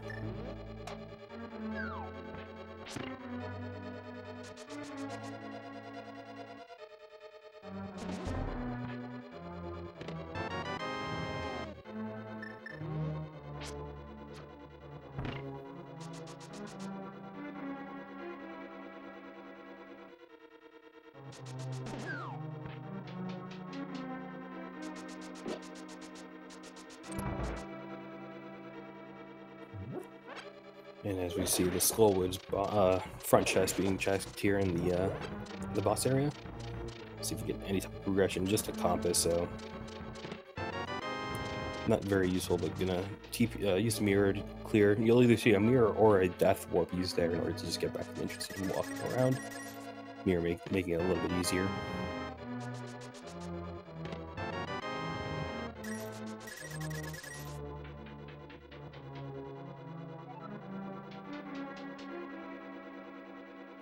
I'm pretty sure that we found all of the items in pod, correct? Is it just Helmasaur with the dungeon item, or? I believe it's Helmasaur with a dungeon item, you're correct. I don't know if we actually have an item off of Helmasaur King. Yeah, picking up the flute, it looks like. Oh, I think he hasn't cleared out the back. Maniacal earlier only went in for the Morph Bomb, and that's it. This is going to be a tough fight by PinkKittyRose, actually. Fighter's Sword against Mothula with no magic to use to Fire Rod, really. One shot. But if you hit the Mothula into the spikes, he actually doesn't take any damage. So you have to hit him either into the bricks, or he has to be forward enough or to the side enough where you hit him and he doesn't end up into a spike. So yeah, this is a very dangerous fight. And with the Fighter Sword, it's going to take quite a few hits. They have a fairy. Nope, they didn't do Desert Palace yet. I believe he has a red potion. Red potion, She has a red potion, yeah. We'll have to see here if Solski decides to keep that ice beam. Yeah, some riders will keep it because it is pretty nice for just quickly running through terrain and only not having to worry about 3 power bombs. Yep, she decided to pick up that ice beam. Oh, and there's the Variasuit on Mothula. Pendant Dungeon coming through. Oh yeah, Pendant's paying out. It seems like called by Sylphid88 in chat. Varia's got to be either Scolds or Pedestal at this point. It looks like we got our Varia. We are in full no mode at this moment. However, PinkKittyRose not able to do the Bubble Mountain climb is going to cost them a little bit, as that is where that hammer, elusive hammer, is needed in order to complete the game. Yeah, now Solski making his way out of Plasma, hopefully heading over to the Sand Pit soon. And we'll pick up his second sword and be able to finish up the game with that. Just got to get that Fire Rod for the blue team. And of course, Varia, but...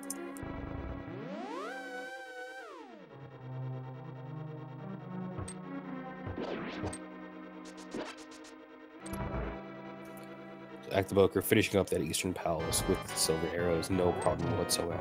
One-shotting every Arbos.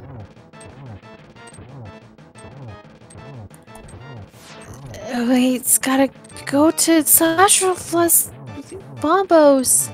Oh, there we go. I was gonna say, what? It doesn't have it on the tracker. Yeah, pretty sure it's been checked. I think Axe been in that direction. I picked it up early.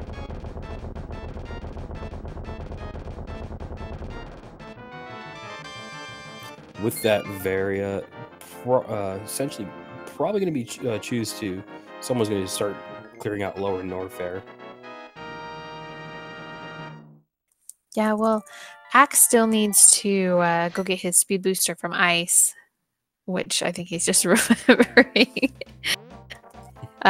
Before he can head over to get his Fire Rod to go into Skullwoods to get his Varia. So it's going to have to be PKR that heads into Lower Norfair. And she looks to be making that move.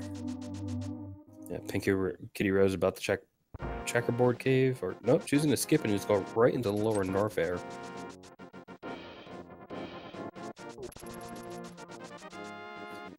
See if we get a Golden Chorizo check or not. Not able, can kill with the charge beam and wave. It's going to take a long time or a bunch of supers, which doesn't have that many saved up. But choosing to go in there anyways. If PinkKittyRose chooses to reset here, is going to end up at the ship. So loses a bit of spacing there, but easy enough to get back with the flute. Was that Spazer? Maybe. I think that was Spazer above Golden Chorizo. I know that when Solski was originally checking the items there at Golden Chorizo, he ended up getting bodied, and we didn't see the item on the left.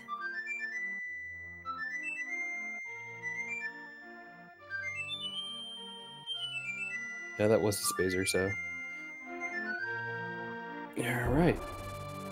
So, Solski attempting to Shine Spark up in order to check the Power Bomb room up here.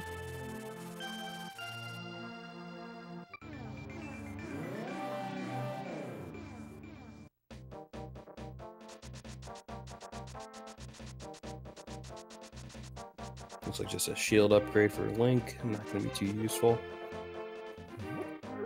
Gonna get some nice item dashes from Maniacal. Check them out. Ack is in the Bubble Mountain location, so they will probably be entering their official Red Team No mode shortly.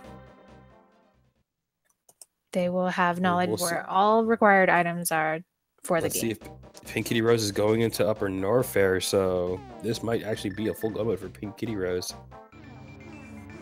Well, doesn't have the Master Sword, but definitely knows where to pick one up in Meridia. Yeah. And Solski here, having picked that front item from Gauntlet, he may be heading down through Criteria into Blue Brinstar to check the location for Fire Rod, possibly the old Mother Brain location. I don't know. That's where they gotta go, though.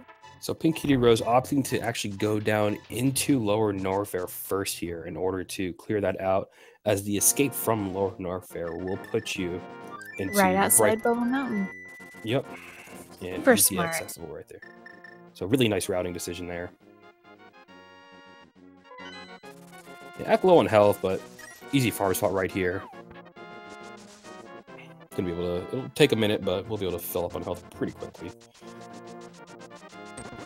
He could Crystal Flash, but I'm not sure that Ack is... I know that he is probably a little bit more strong on the Link to the Past side than the Super Metroid side.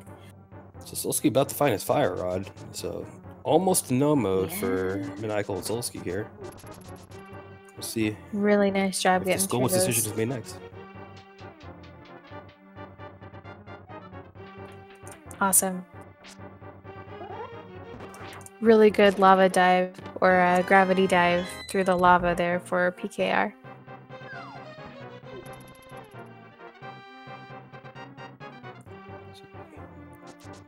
No, so for the Maniacal and Solski do not know where Very is, so Skullwood still needs to be finished for them.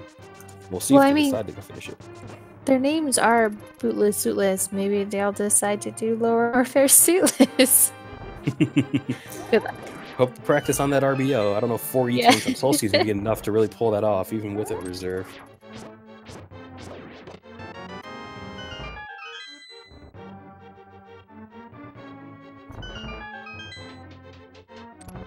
So Solski racing through to Brinstar. Probably going to go after, I don't know if they're going after the space jump or just trying to get to a warp point real quick.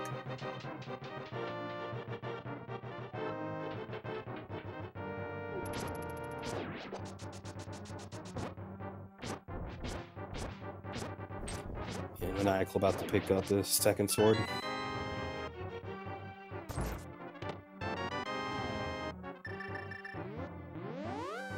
So there's our Master Sword. So let's see if Maniacal heads towards Ice Palace, grabbing that flute. Is it going to 8? Gotta get that speed booster. Nope. We're gonna go to 2, maybe fill up on some bottles. Yeah, maybe get a blue potion. Yeah, there we go. That little safety for Ice Palace, you know, making sure you don't mess up on Cold Snare. Have that extra damage with the Fire Rod. Right. Or possibly even heading up towards knowing where Fire Rod is now and has Hammer, may head up to Turtle, pick up that Fire Rod and head up to Turtle Rock, thinking that Very is in there.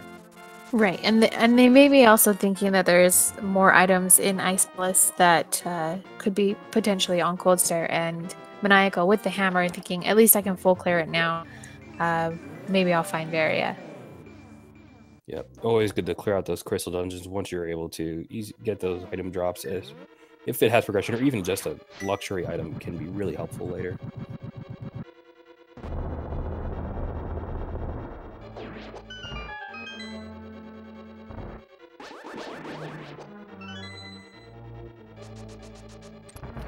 PinkKittyRose pretty well equipped for Ridley. It's going to take 30 supers in order to kill Ridley.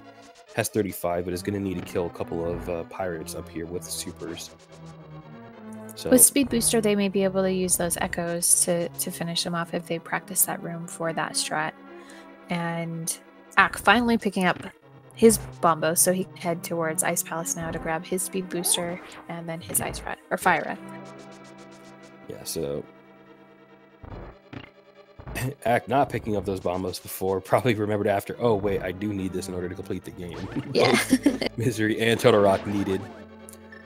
But yeah, with almost full And ammo, I mean, it's a high drop rate on these supers. So, no problem with the Space Pirates.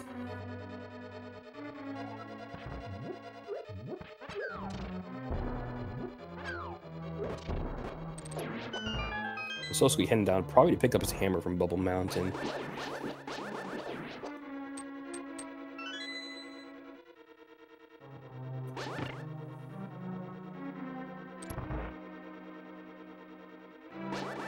Choosing to save first, as it will be a hell run for him.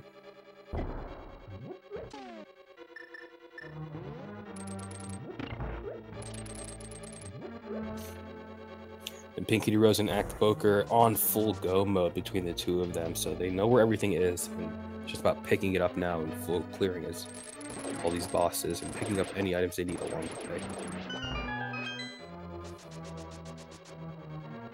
So as we wait to see if Solski does make the Skullwoods play, which might happen here, is heading in that direction. However, has not cleared Thieves Town yet, so we'll see if he opts to do that first.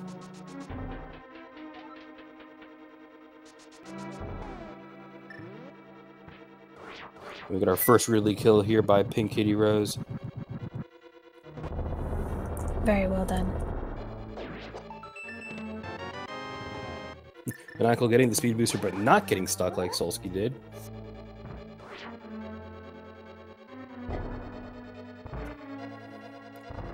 A nice bomb jump across the gap, and it looks like Maniacal is going to be clearing out the rest of Total Ice Palace here, just to check for Varia, as they don't know where the location is yet, and since Solski was unable to complete it, able to at least back him up and take this off of his mind about not being able to check it earlier.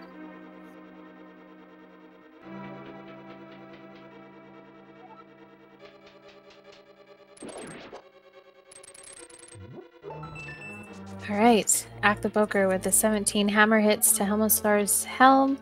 There we go with the single silver arrow to finish off that boss.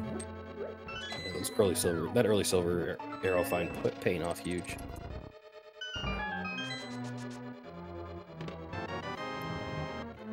Solski going right towards Mothula. However, similarly as before, gonna have to be doing this fight without without an upgraded sword, but has the silvers in order to kill the no, I can't remember their name, but being able to one-shot them without having to use magic with the fire rod in order to clear them out and be able to save some magic for the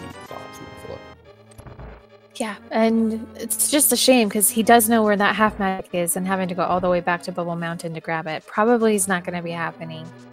No, not right now. I mean, it does have to go to Bubble Mountain still go right past it for the hammer, but it looks like most runners choosing to skip out on that half magic. AcktheBoker did decide to pick it up, which I'm always a fan of the half magic. Takes half a second to grab. That little extra safety net. No, it does have the Master Sword, Solski, so able to do some additional damage to Mothula, not have as much trouble. Yeah. So we have to be careful here. There's a lot of damage, easy to be dealt quickly, but takes him down no problem. Yep, and Maniacal find here. That Varia. Oh, sorry. Finding that Varia, probably shouting out in comms. Woo! All right, let's do this. Go mode. Complete. Yep. Maniacal being the first one here to actually enter into the Cold Stare area with the hammer, we'll be able to see him pick up that second 5/6 crystal. Not that we'll be getting a Pyramid Fairy check, unless they're still looking for potentially another sword just from there.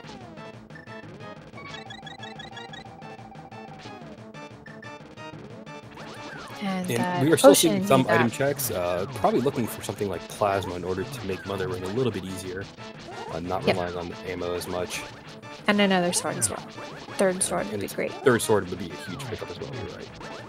That extra damage comes in handy, but I'm willing to bet we'll find one or both of those in Turtle Rock.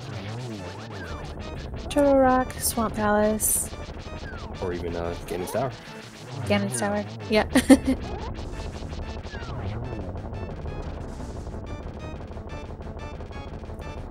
PinkKittyRose also choosing to pick up that half magic. And Solski not wanting to fight Golden Chorizo, deciding to go with the IBJ to get out of this area to head towards Ridley. Yeah, Solski does not have grapple and has not checked, did not get X-ray, or sorry, the space jump at X-ray. So gonna be IBJing this room and I believe this next room, or at least wall jumping up. Yep, but has space, screw attack, so not as big of an issue killing the space pirates, which is really nice. And very often you'll see runners get to this point without plasma or plasma charge and or space jump, or sorry, not space jump, but screw attack. So these pirates can be kind of a pain and hit really hard and do a lot of damage. All right, Maniacal now with Ice Palace finished out of the way. They have picked up their speed booster and they're heading directly to the Brinstar shaft, the old Mother Brain exit here, and we'll be grabbing his fire rod as well. Fire rod and probably directly to that Varia.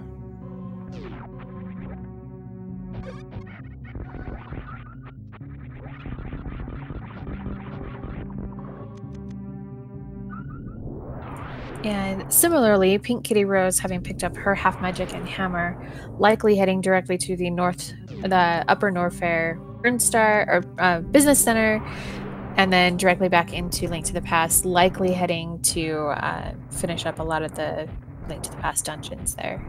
Maniacal creating a little bit of safety there, killing out the little orbs there that do jump up, so that he can speed boost and be able to keep it by jumping over the pits real quickly. But lost it on that first one as it fell into the pit. This time a little bit cleaner and able to spine shark all the way up, or shine spark all the way up. Nice. Fire rod for Maniacal. And AcktheBoker finishing up Ice Palace as well, grabbing that next crystal. I believe he's currently in the lead with 4 crystals. Yep, 4 crystals. Has not done wreck ship yet though, so probably heading there now.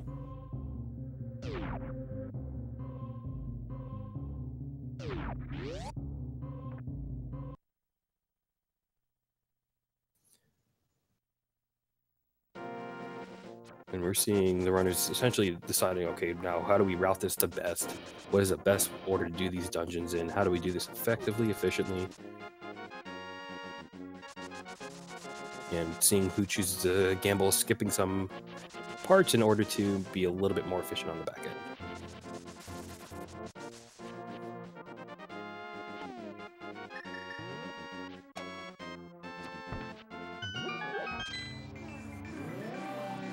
And I think the interesting play to look for is going to be if Maniacal chooses, knowing Ice is at Plasma after killing Dragon, if Maniacal chooses to go for that Ice Beam or not. Has screw attack in order to kill the pirates, but we'll have to see if it takes that extra time to get Ice in order to make get through Turian a little bit quicker without having to power bombs the Metroids down there.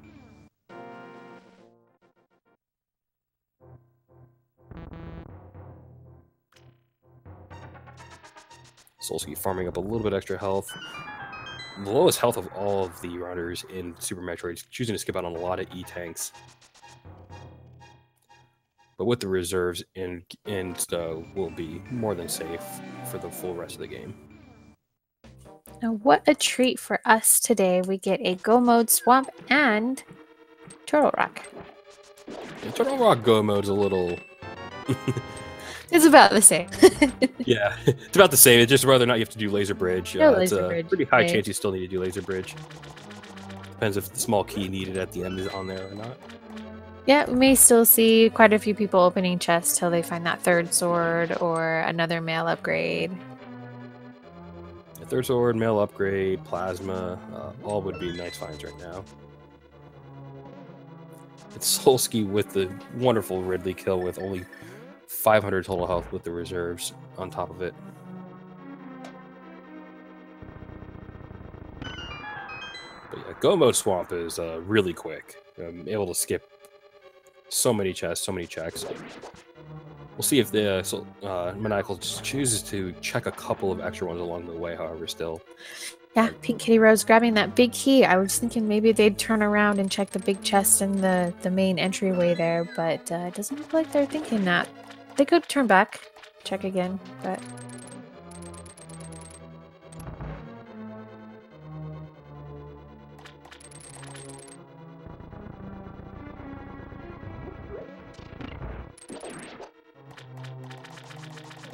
And we're about to see our third Phantoon killer.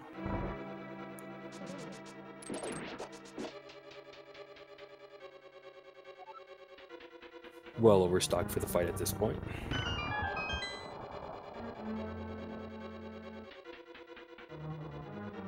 Couple more hits. There we go.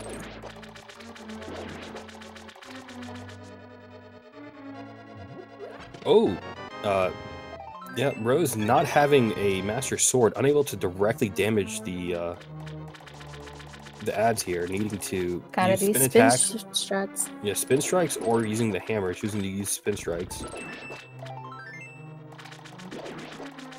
The Fighter Sword unable to damage a lot of bosses in the Dark World, so may need to choose to go to Meridia after this. Probably will with the portal to it being pretty close by after this dungeon. But does have the silver arrows to one-shot Argus here. Nice. Really good fight. Maniacal will need to do the same with spin strats, Master Sword. AcktheBoker able to skip the attic and everything on Wreck Ship after killing Phantoon. Go mode Wreck Ship, feels good. Probably start making his way down towards Lower Norfair. Probably using the portal from Misery Mire more than likely, of course. Gonna use criteria to get back into the past, flute over, and enter from there. And yep, PinkKittyRose PKR going right for that Meridia portal on the southeast side of Dark World. She may finish up Ice Palace on her way. She decides to mirror here, finish it up, and then head back. Nope. Nope. I may decide to do that actually after Dragon, actually, since we'll be able to hit the portal on the way out.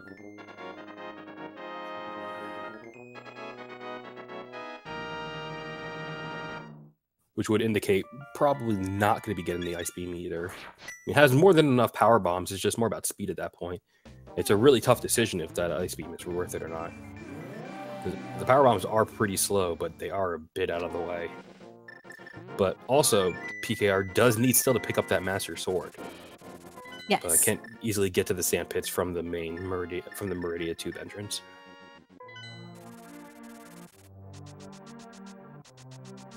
Solski going for the half magic and the hammer. So 3 of the 4 runners picking up that half magic. Maniacal being the only one choosing to skip out on it. Not really going to be a problem for him anymore.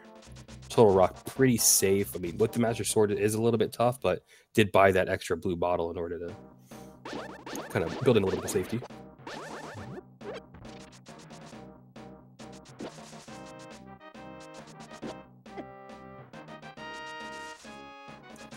All right, so I believe that it was Solski that was first in official... Oh, wait, he still doesn't have his hammer. He does have it now, so... It was PinkKittyRose that was first in go mode, then Solski, right? For the... Just in general, for all go mode. Oh, yeah. Yeah, it was definitely AcktheBoker and PKR were in go mode first. Yeah, but individually, PinkKittyRose... Then Solski. Axe should be shortly behind, grabbing Varia with Maniacal just ahead of him, right? Oh, yeah. Yep, that order does sound correct. Perfect.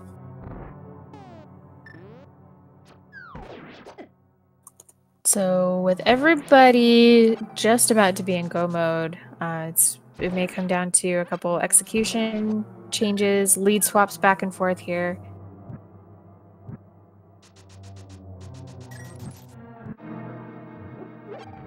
Yeah, I mean, it's really pretty close. It's tough to tell if there's actually any real lead here. Just because they're, like, you know, still picking up having to do a pendant skull was, even though it is go mode on that dungeon, technically. is a bit slow, and then having to go to lower Northfield kill really after. I guess the chance of something being in Turtle Rock still like another sword that they would need, and then Ganon's Tower as well.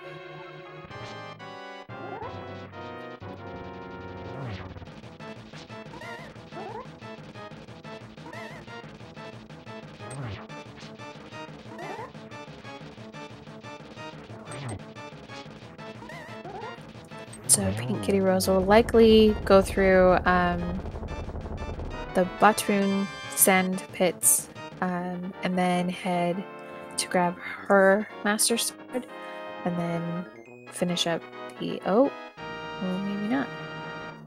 Yeah, probably going to use the tube entrance in Meridia. I mean, might be a little bit slower, might be faster, but maybe choosing to loop in Ice Palace here. But with the flute, maybe it would have been better just to leave the Ice Palace for a little bit later, because able to flute over to 8 in order to get there quickly. True. Jumping in before warping. Oh, maybe deciding to go back, grab that Master Sword, maybe communicating about where that second sword upgrade is.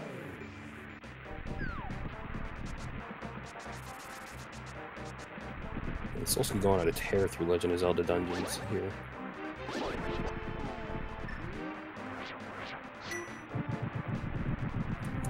Yeah, and Ack finishing up Mothula, he'll be grabbing the Various suit as well.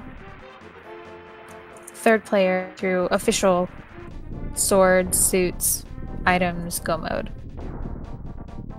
And PKR just dropping down here, then we'll be heading over to the Aqueduct area and then down the sand pits to pick up her Master Sword, also entering go mode. This is pretty close. Absolutely. Even though it looks like PKR still has a few dungeons to go, I mean, you still need Dragon and Ridley from Maniacal. You still need. Why is Ack pulling the pedestal? Maybe hoping to find Plasma. Maybe hoping to find. Actually, Plasma, the only thing I can think of really, like a Space Jump too, but not really, a required item by runners of this level. So maybe hoping to find that Plasma just to, that one extra thing. Had it. I mean, it was a quick check. Having exited Skull Wedge being required and having that be the third pendant. So, but the big 20 on the pedestal, kind of a classic. Pedestal not paying, or actually literally paying, but not for this run.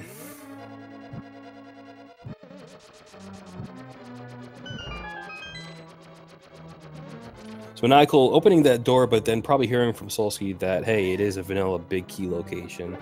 Solski would know, dude, having cleared it before, and, hoping this is where the communication comes in, being able to have these calls and speed up some of these later dungeons a little bit, where this is where the communication really shines, and all the notes that you take throughout the run of, hey, you can skip this chest, you can skip this check, you can go right here, etc., if you've cleared that dungeon for your teammate before.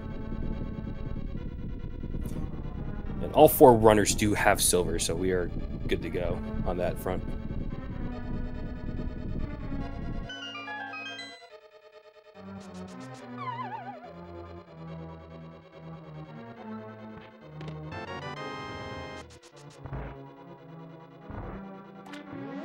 All right. So we've got Ack finishing up Swamp Palace, then they'll just have Misery Mire and Turtle Rock to finish. PinkKittyRose will likely save Tower of Hera and Turtle Rock to last, jumping into Ice Palace to finish that up now. Solski about to get some revenge on Ice Palace here for the weird little lock up earlier. But it will be a go mode version of Ice Palace, so it's going to be pretty quick, straight front to back.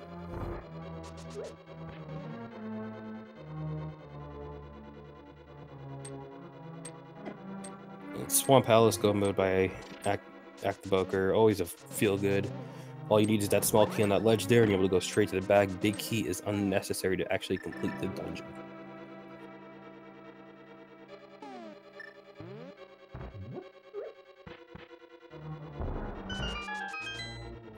Okay, all right.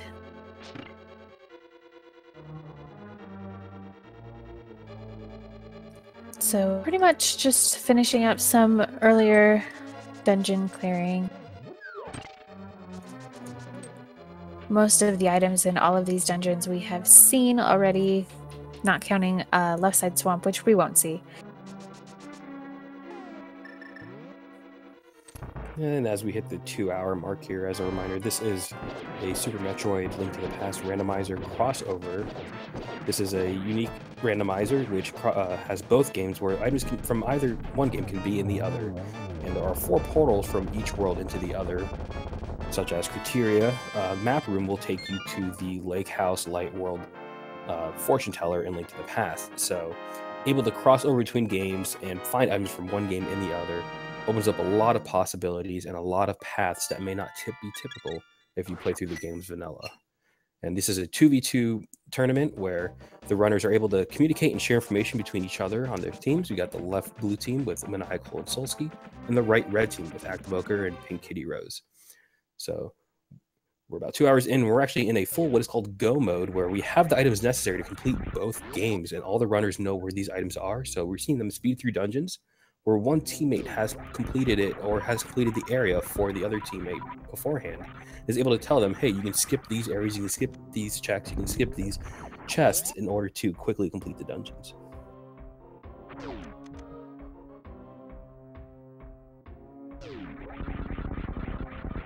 Making good use of that space jump and speed and screw attack, Maniacal just speeding right through that room. And this is your typical setup when you're entering Lower Norfair if you play through vanilla. So you're seeing what the area was designed for, versus the randomizer may not have you have all those items in order to get through there, so you'll have to bomb your way through blocks, etc. But in this we got items we have here, we got pretty nice kills, and cold stare started. Yeah, synchronized cold stare fight here, almost. Yeah, with the half magic and fire rod, even though we don't have the master sword, which takes a little bit, few hits to kill. Fire rod and half magic makes it really easy to kill. Very good fight for both our runners. Oh yeah.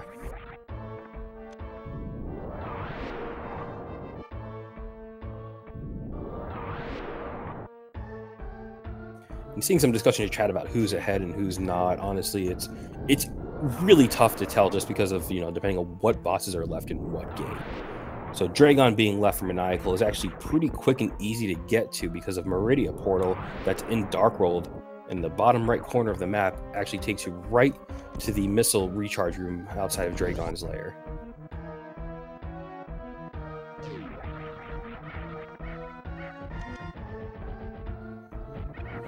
And Solski buying a backup blue bottle here, just buying that little bit of extra safety, probably, knowing that they have Turtle Rock coming up soon as he's about to clear out Palace of Darkness, porting to 5, and Turtle Rock after, and then full clearing the rest of it to the pass with Ganon's Tower. So Solski will probably be our first runner to get to Golden. Actually, may not. AcktheBoker may join him up there in Turtle Rock. They'll probably have both of them going in there at the same time.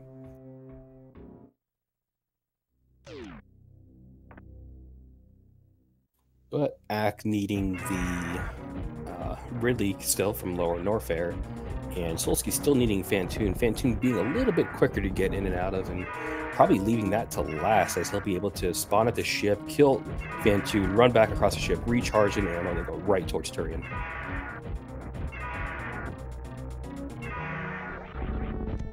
So Solski's got a kind of a more straightforward pathing to go.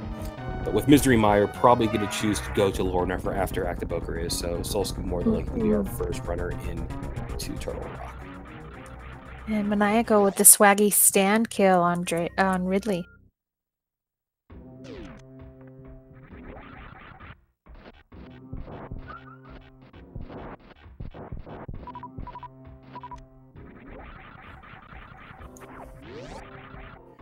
And as we see, check the runner item list, we see Solski has the only one with the Ice Beam currently. It is at Plasma location after Dragon that opens up where Vanilla Plasma Beam is. And Maniacal checked, or AcktheBoker checked it, but chose not to pick it up. Metroids in Turian are killable with power bombs, but choosing to take the reset in order to check a few extra areas around the sand pits in Meridia instead of having to go all the way around. Solski did decide to pick up those that ice beam in order to quickly kill the Metroids in Turian. So we'll see if that ends up making any major differences as we get towards the end. Again, it is a really close race, so it is something that early decision can come back and slow you down just enough to put you a little bit out. And Maniacal attempting to set up a speed mock ball here. Yep, trying to do some blue bombers. And he gets it. Nice. Yep. A few tries later, but really neat looking trick there. With the low power bomb count, it's still able to clear out the back of the rest of these blocks here in order to get the exit out of Norfair.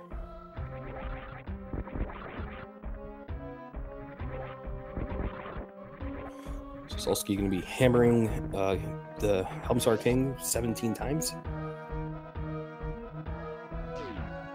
And then shooting a single silver arrow right at the face in order to take him out. Then with him stuck there, charging the fire shot, easy kill every time. And an interesting pathing here from Maniacal, choosing to actually go back through the acid-filled room in order to take the warp point to Link's the Past instead of taking the rear exit in to the Bubble Mountain area, having already done that, and just choosing to take the warp point back, knowing only needing Turtle Rock and Hera left actually is really quick and easy to get to. Yeah, it's pretty cool when players do that. They'll finish off Turtle Rock, head over to Ganon's Tower, use the mirror, go into Hera, finish that up, and then when they come out of Hera and pop right back into their mirror location, they're right at Ganon's Tower and the crystal sequence starts right away. So if Maniacal is our first one with all 7 crystals, we're going to have a really short key guessing game. Really short key guessing game. So everybody make sure that if you're paying attention and Maniacal is the first one there, which I doubt with Ack heading up there right now, that you're ready to put in your key guesses straight away. Ganon Tower can be kind of trolly or kind of quick. It really depends on what kind of sea we end up having. But yeah, Ack choosing not to go to lower Norfair right after Meyer. Probably choosing to hopefully find maybe plasma or just something, or just ammo refills, etc. Or just trying to finish off Link to the Past while he's in the game.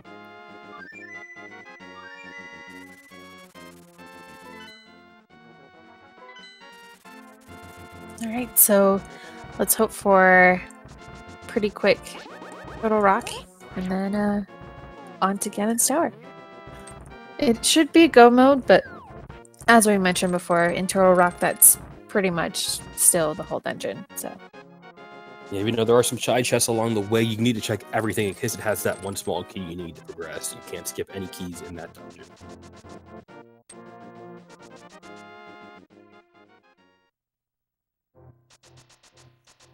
But with Maniacal and each of the teammates, but with each of the teammates able to go ahead of the other, they're going to be able to tell and communicate which chest can be skipped. So half of each of the teams are going to have a pretty quick go mode to a rock in comparison.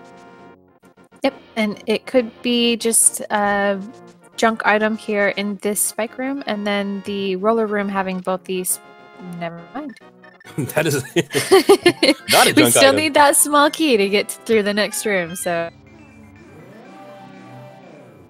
And going in here with green mail is a bit dangerous. I mean, still has 10 hearts, but that is going to be a lot of damage potentially from these rollers and a lot of the enemies in here. And the boss itself, only having the Master Sword. So it's going to be a pretty grindy boss kill. Yeah, we'll likely see some menuing with the hammer strats. Yep. But with the half magic, going to be a little bit more comfortable. Maniacal, again, the only one without half magic, but did buy a blue potion earlier, so has that backup just in case. With an E-tank and there's the small key.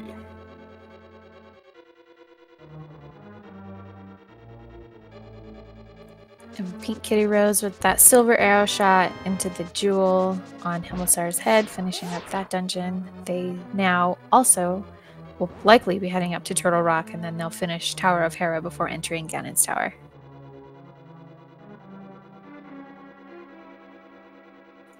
Solski only just a few moments behind. Just got to finish up that blind fight, and then we'll have all 4 of our runners in Turtle Rock. Yeah, pretty in sync. I mean, a few of them still have a Super Metroid boss to kill, but you know, PKR are probably going to be really the furthest ahead out of all the runners. Was able to kill out Hera, kill out Turtle Rock, and then able to just go right into Ganon's Tower after Hera in a second.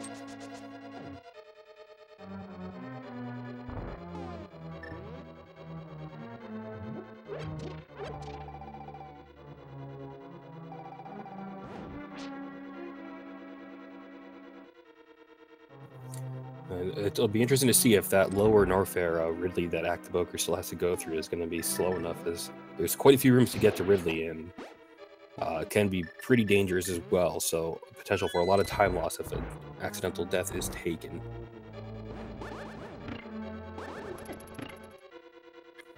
And Ack making the play to steal the key from this room here, knowing that, well, if there's a...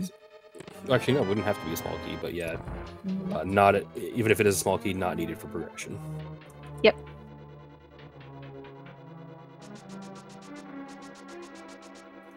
All right, PinkKittyRose hitting that Turtle Rock portal, switching over to Bombos and opening that dungeon up with Solski only seconds behind. AcktheBoker choosing to skip the big key chest as well. And that big key chest could have that last key needed, actually, so... Yeah, that's what I was going to say. Stealing that key could be a pretty big gamble. Well, maybe not. Looks like a... Nope, they're all set on their small key count now. Yep, we're good.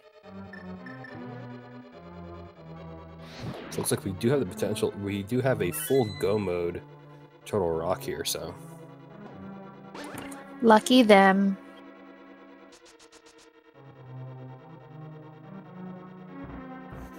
Navigating the dark room platforms here.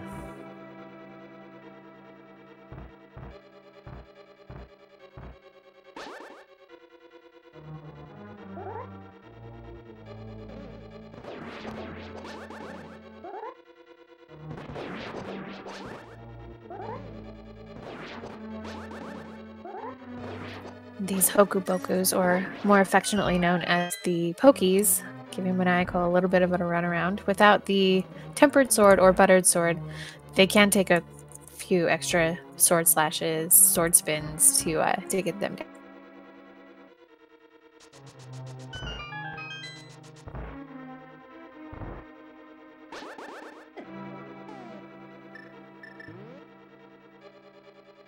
Maniacal choosing to take his time, using the iframes from hitting the switch in order to walk over the roller. Yep. And Solski entering in Turtle Rock as Ack is facing off against Trinex. Trinex and Green Mail, we have some ice on the floor already, and here comes another head charge, gotta be careful. So it's gonna be a bit of a grindy fight here. Missing a couple of shots, using the spikes there actually to his advantage. Damage boost past the head swipe. Getting the second head kill here. Nice. So well done. Gonna have Trinex kind of running around the room here. And it's plenty of health. Yeah, plenty of health and only the one ice patch, so not too difficult to deal with. Able to kind of catch him in the loop and kill him quickly. Very well done.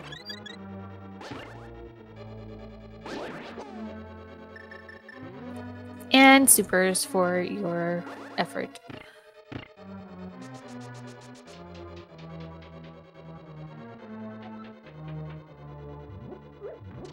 All right, so chat, that puts us with AcktheBoker at all 7 crystals. Let's guess some key locations.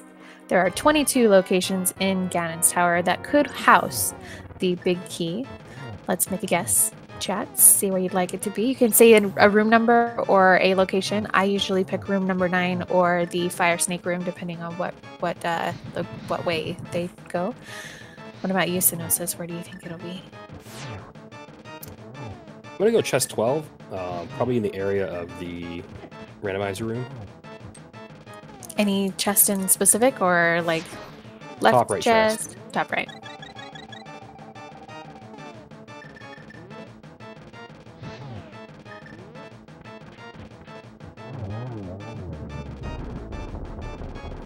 Check the first 2 chests on the right side here. It's pretty quick, typical Pretty first standard. check. Wow! There's our plasma. That's going to actually help a lot with Ridley for AcktheBoker. Not having to worry about farming ammo or anything beforehand going in there. Very nice. It's going to make Mother Brain a lot easier. And a Solski on the torch. See you later, Bob. Maniacal finishing off Trinex and Turtle Rock.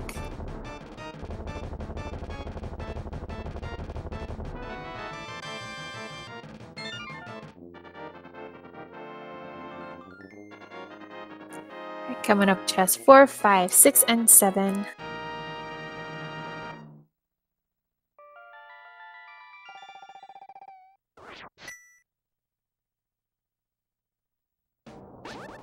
Stalfos are a bust. A whole lot of nothing in there.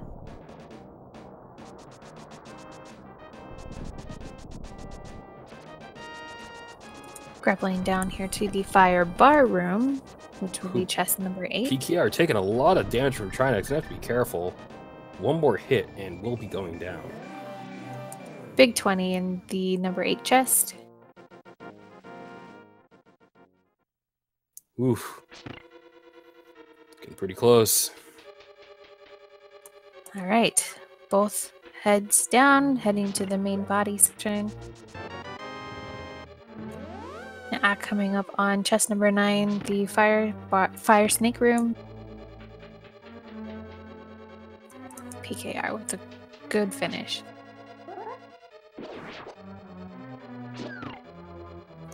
Chest number 9, a small key. I mean, it's a key, right? Do I still win? Man. Here we go with the randomizer room.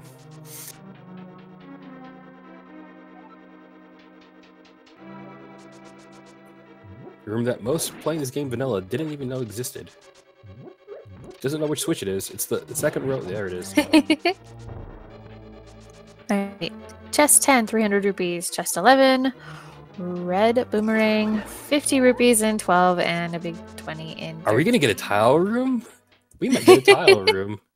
Maybe. I mean, we still got a few chests.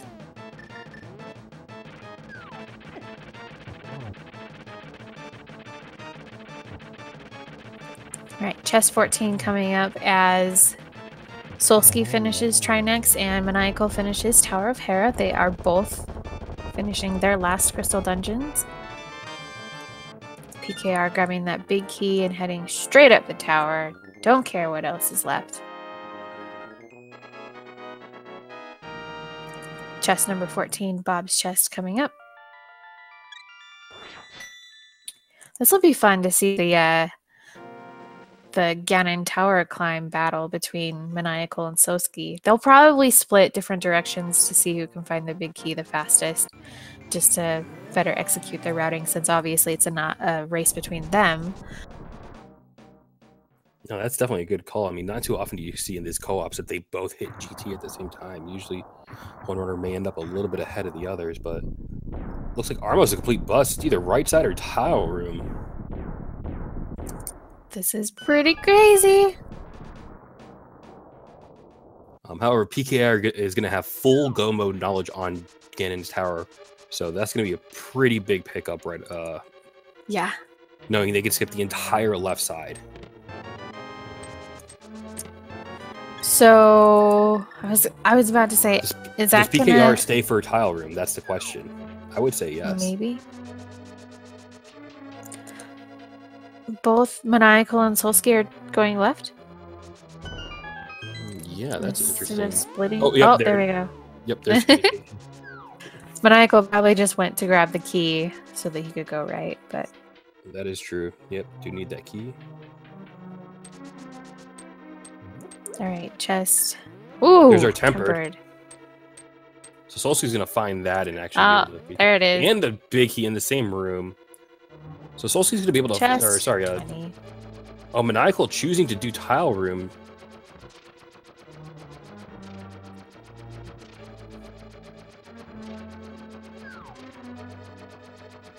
So this is a pretty major slowdown. Even with knowing that you're splitting in different directions, choosing to do tile room is still really slow. Yep. So we got a couple people who guessed 19 and 21, but nobody who actually guessed 20. So better luck next time, guys.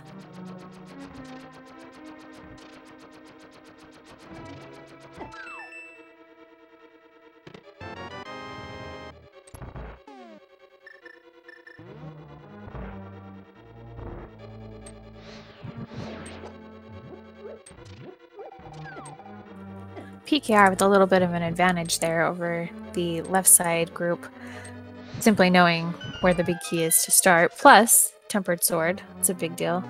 Maniacal will be getting information just as she is picking up her items. And then I fully anticipate to see Solski mirror and head straight right.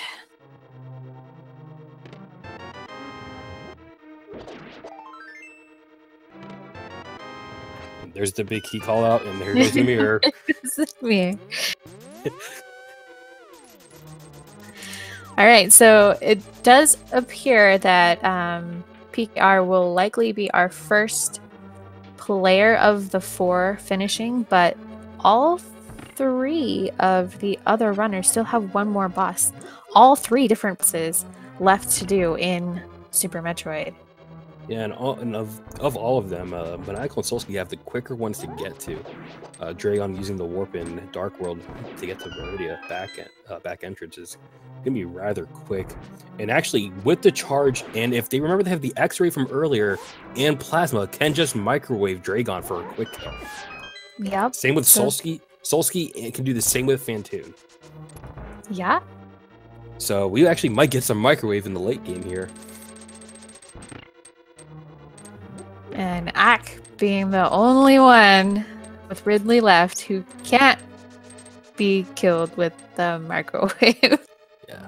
I mean, it is go mode Ridley in the sense that you just head straight there after taking the warp point in Meyer and then straight back. But still, that is a bit of a trek. Not a short run. Yeah, not a short run, and then having to make all the way back to the warp point or the rare exit in order to make it to Turian or take a warp point to Zelda to get to Criteria to get to Turian. Yeah. So a lot of routing left on Ack's side. All right, and Ack now in the upstairs area, finishing the second torch room. He'll kill one of these Helmosaurs to grab a second key, and then head on to Moldorm 2. You think we'll get any hovers? Nah.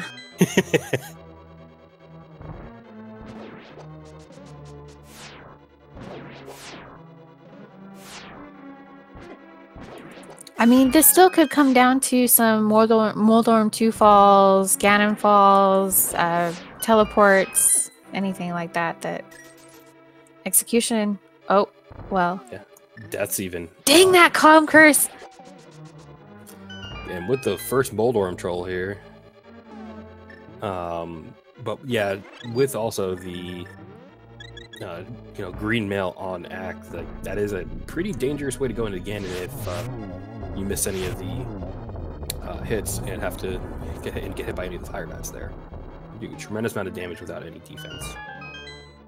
Looks like we're not getting a chest check, which don't blame them. This is actually being photo finish of a race. And Ack even has 2 more health hearts, full containers, than anybody else in the run. And I think Solski just running around with 9. It's pretty close. Nice quick kill on the Wizrobes. Nice double there on Aghanim too. Yeah, we'll get to see how good everybody's geometry is when we see this fight. Oh, almost got another double there. All right, Aga 2 down for Ack.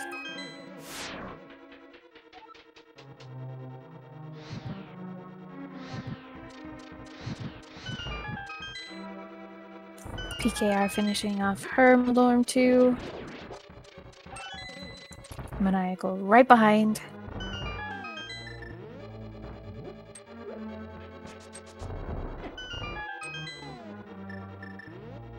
And not a lot of danger going through Ganon Tower either, with the powder able to turn the anti-fairy and the magic spell there into. Try to catch a fairy, was a little late on it, so not able to kind of get that back up. I believe Maniacal still does have a blue potion though, so should be pretty comfortable regardless.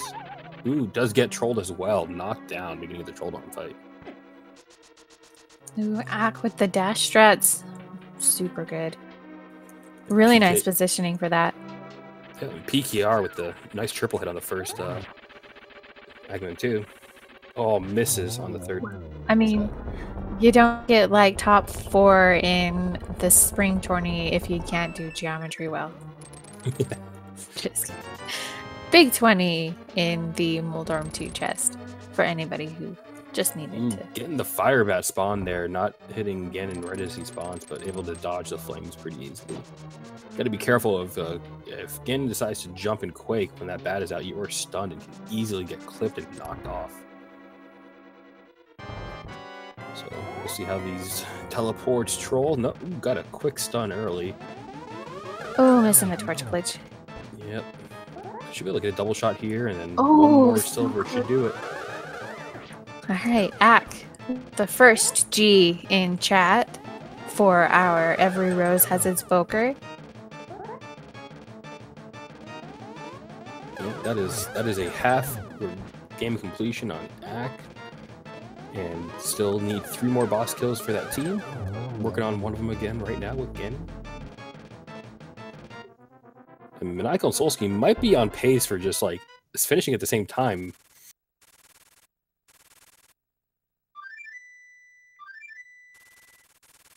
Yeah, it's when you're really close.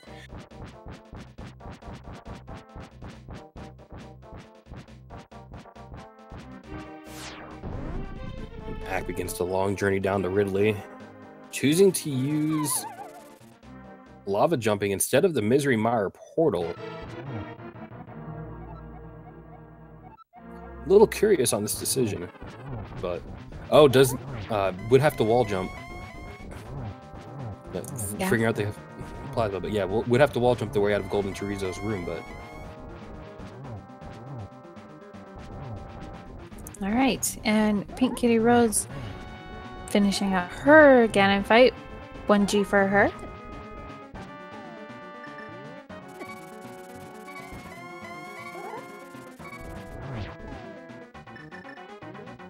Maniacal and Solski almost back to back here. It's Solski the lowest in health in both games, I believe, actually. Just refusing to heal up. Ooh. Gonna have to be careful. Oh. Get those fancy dog shoes on. And the bats. Oh, good. Yeah. Good at you. Oh. Oh! Oh, no. He's got a fairy from Desert Palace, though. Ooh, that is a good call. That is a good pickup. Coming in the lifesaver, literally, right there. Oh, just about got snagged by that bat again. Switching early to the arrows to be set up for the last phase. Able nice to gravity jump through the lava for Ack.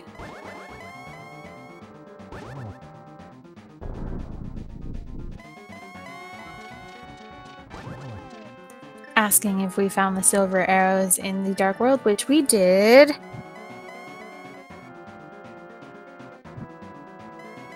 Maniacal taking his time, making sure it didn't get clipped. When Ganon spawns on the bottom like that, it is a bit difficult to get the positioning. Oh, right. Gets the torch glitch. Don't fall, don't fall. Ooh. One more hit. Solski finishing up his Ganon. There's 1G in chat for Solski. And 1G as well for Maniacal. A G and a G for the suitless bootless. Bootless suitless? 4 single Gs right now. Bootless. Yeah, bootless, suitless, suitless, bootless.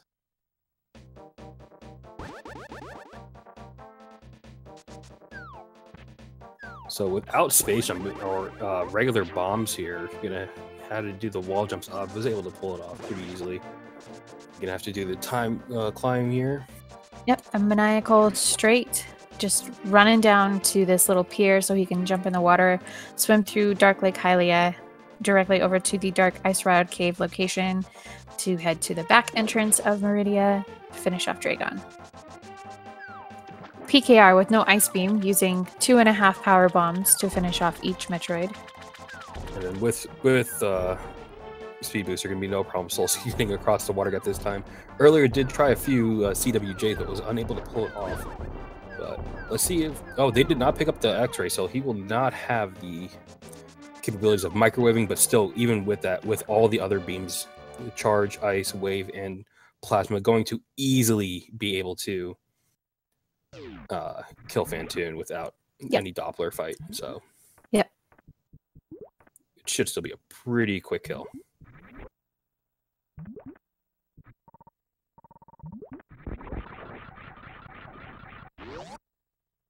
And Maniacal not switching to Plasma yet. He'll likely remember as he gets into Dragon's room and gets ready to microwave.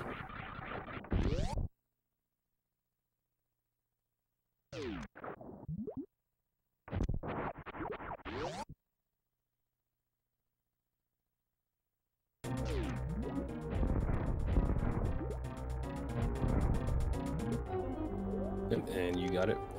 Gets that beam set up. Gets that X-ray equipped. And we get a little cooked Dragon for late night dinner here.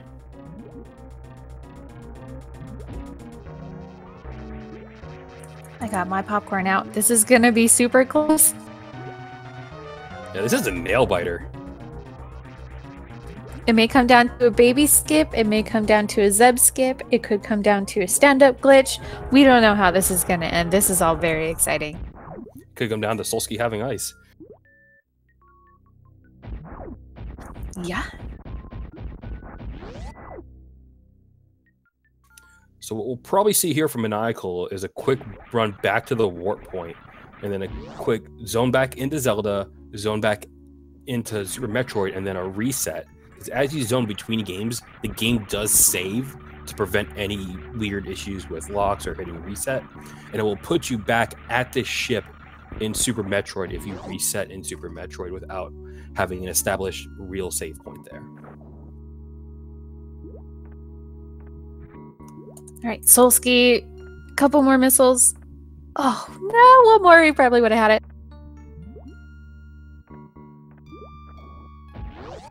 Maniacal and Ack heading back through some of the longer routing to get back to either a save point, similarly like Maniacal just did, getting to a teleport area, then doing a hard reset, put you back on the ship, right back where you want to be.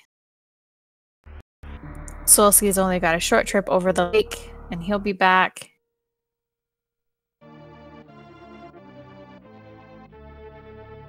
What we just saw also was a save and quit in Zelda by Maniacal to save the game, and then just hard reset the ROM, which will also put you back in Super Metroid on a hard reset.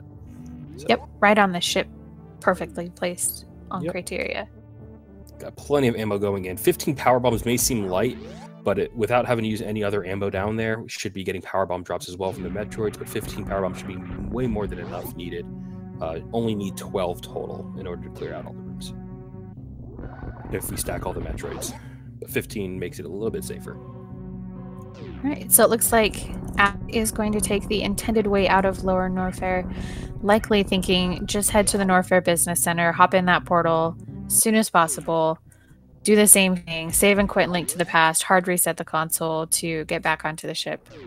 Yeah, I mean, he does not have the space jump in order to get through that acid pit easily either, so that would have been a tough journey, and was pretty low on health, I think at 400 and some health coming out of Ridley, so kind of half making a decision, half possibly forced to go in this direction to make sure able to make it out alive.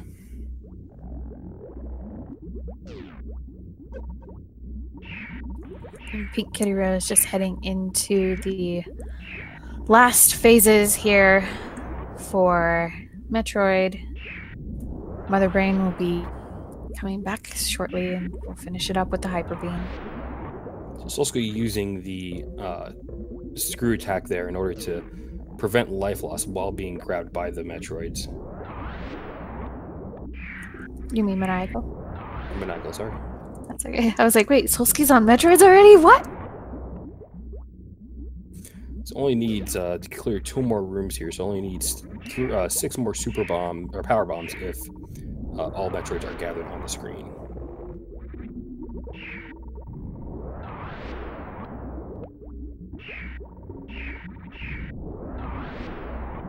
And while the power bombs are exploding, the Metroids are not able to damage SMZ3. Yeah, and Solski powering through the Metroids with his ice beam and missiles. Just about to catch up to Maniacal, if not pass him by. This could come down to a baby skip. Baby skip or a stand-up glitch.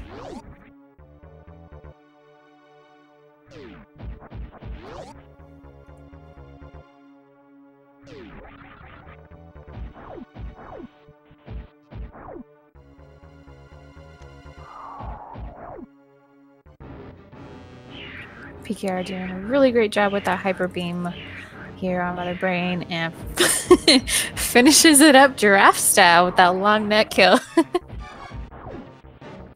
And Maniacal being caught by the baby. Solski choosing just to take the damage and get it drained real quick.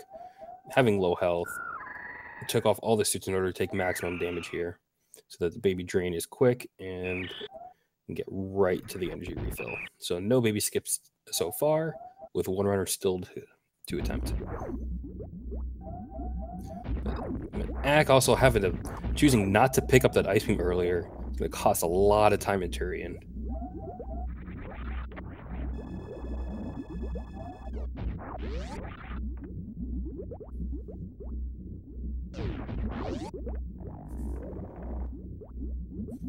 I'm just going to read off some questions in chat here. Where was space jump? Correct, yes. X-ray had space jump. And while it does make a difference, I don't think it's going to cause any real runners to, be that far behind that item alone. But it's still anyone's game because, it is Solski does have low health. It is unlikely for him to die to Mother Brain, but anything is possible. We'll have to see how well the Mother Brain fight goes as well. Stand-up glitch does save a little bit of time.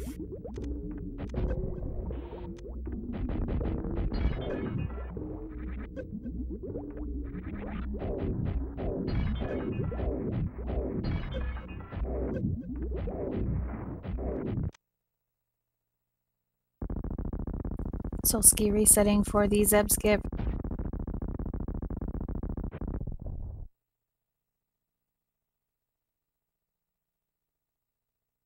And executing it there on that second attempt. Having to de-equip let's get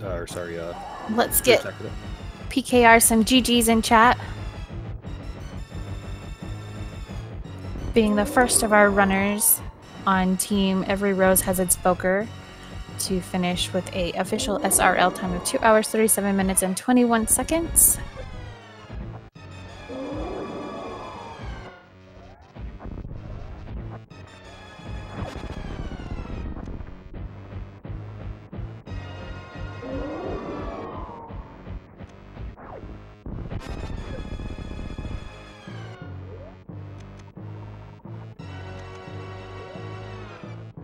Maniacal setting up for the stand-up glitch using the reserve tanks to get to enough health. And de-equipping the Varia in order to make it a little bit easier to damage this last part.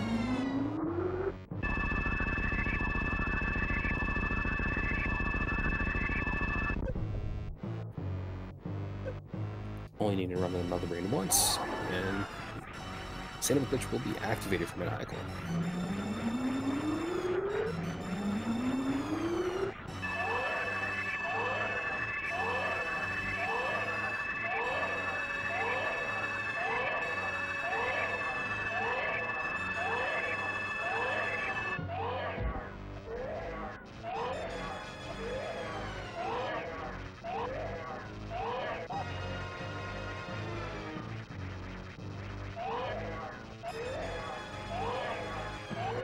So these extra shots onto Mother Brain's face during the stand-up glitch actually do save a bit of time, as there's less hyper beam shots needed in the final phase.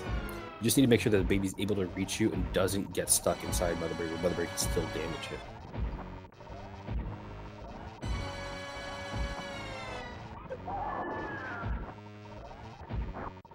Looks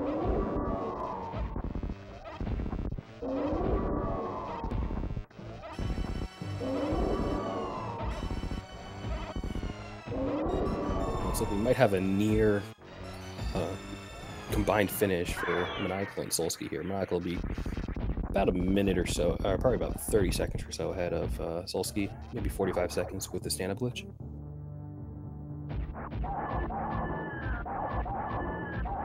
I can barely breathe. It's still really close because, I mean, a little bit of mess up in the escape, etc. could make a big difference here.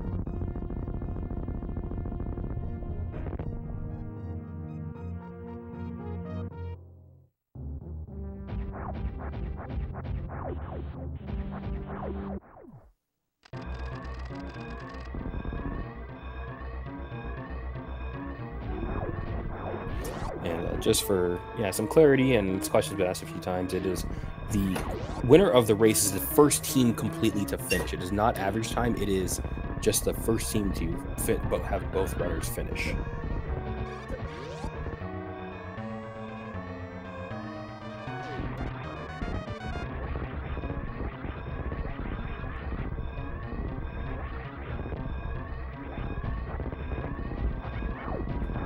Maniacal in the middle of the escape, and Solski's starting his. Baby about to refill Axe health.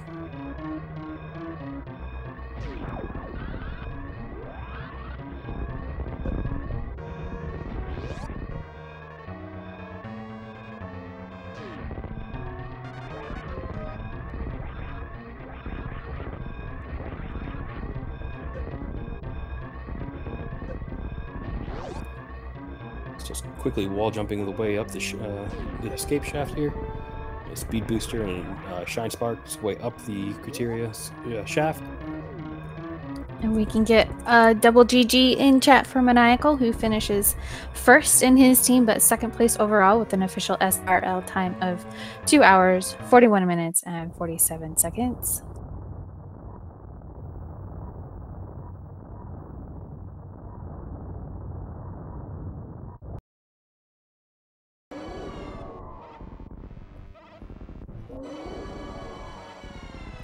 And another GG in chat for Solski, finishing second for his team, allowing them the winning team for this race with an official SRL time of 2 hours, 42 minutes, and 18 seconds. First victory from this night will go to Suitless Bootless. Yes, and honestly, a wonderful interview. Yeah, hopefully we can get that interview, and a wonderful race by all. This was one of the just a great race to highlight if you ever want to see what a 2v2 race can look like, how close and nail-biting it can be. Almost never knowing who truly was in a lead.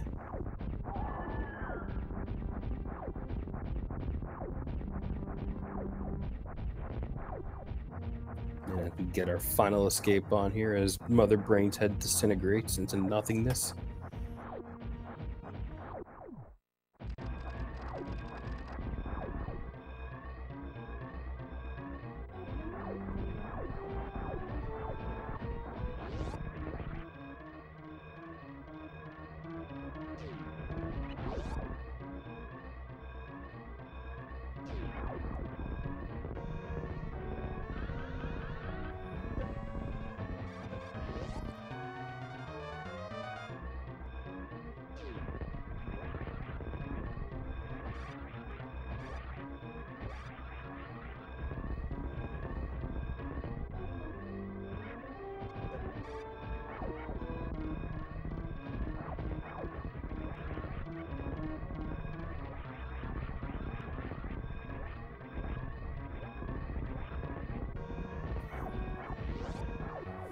The final shine spark up the escape here.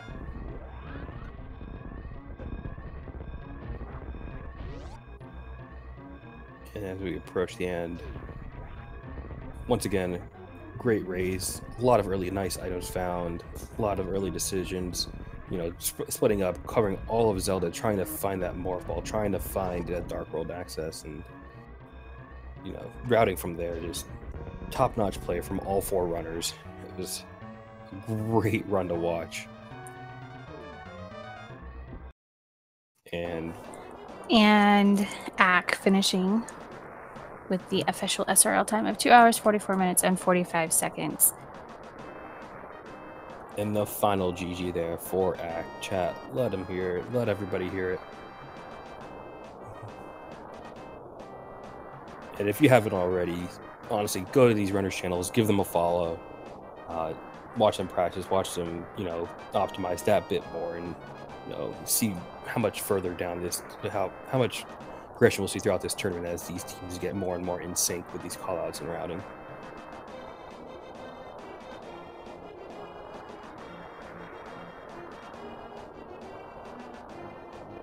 So unfortunately, because of the current schedule, we won't be able to do an interview with our 4 runners tonight. The next race from this same tournament is actually scheduled to start right now. So, and don't go anywhere. It is on Speed Gaming 3 here, so it's going to be another really hype race with the Wild, Anaconda, and Alucard team going up against J-Chalk and Cap'n Crinkle Pants.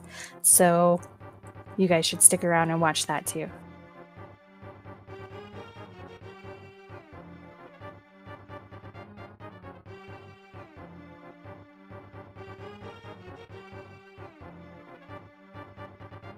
So just on behalf of the admins for this tournament and everything, we just want to say thank you all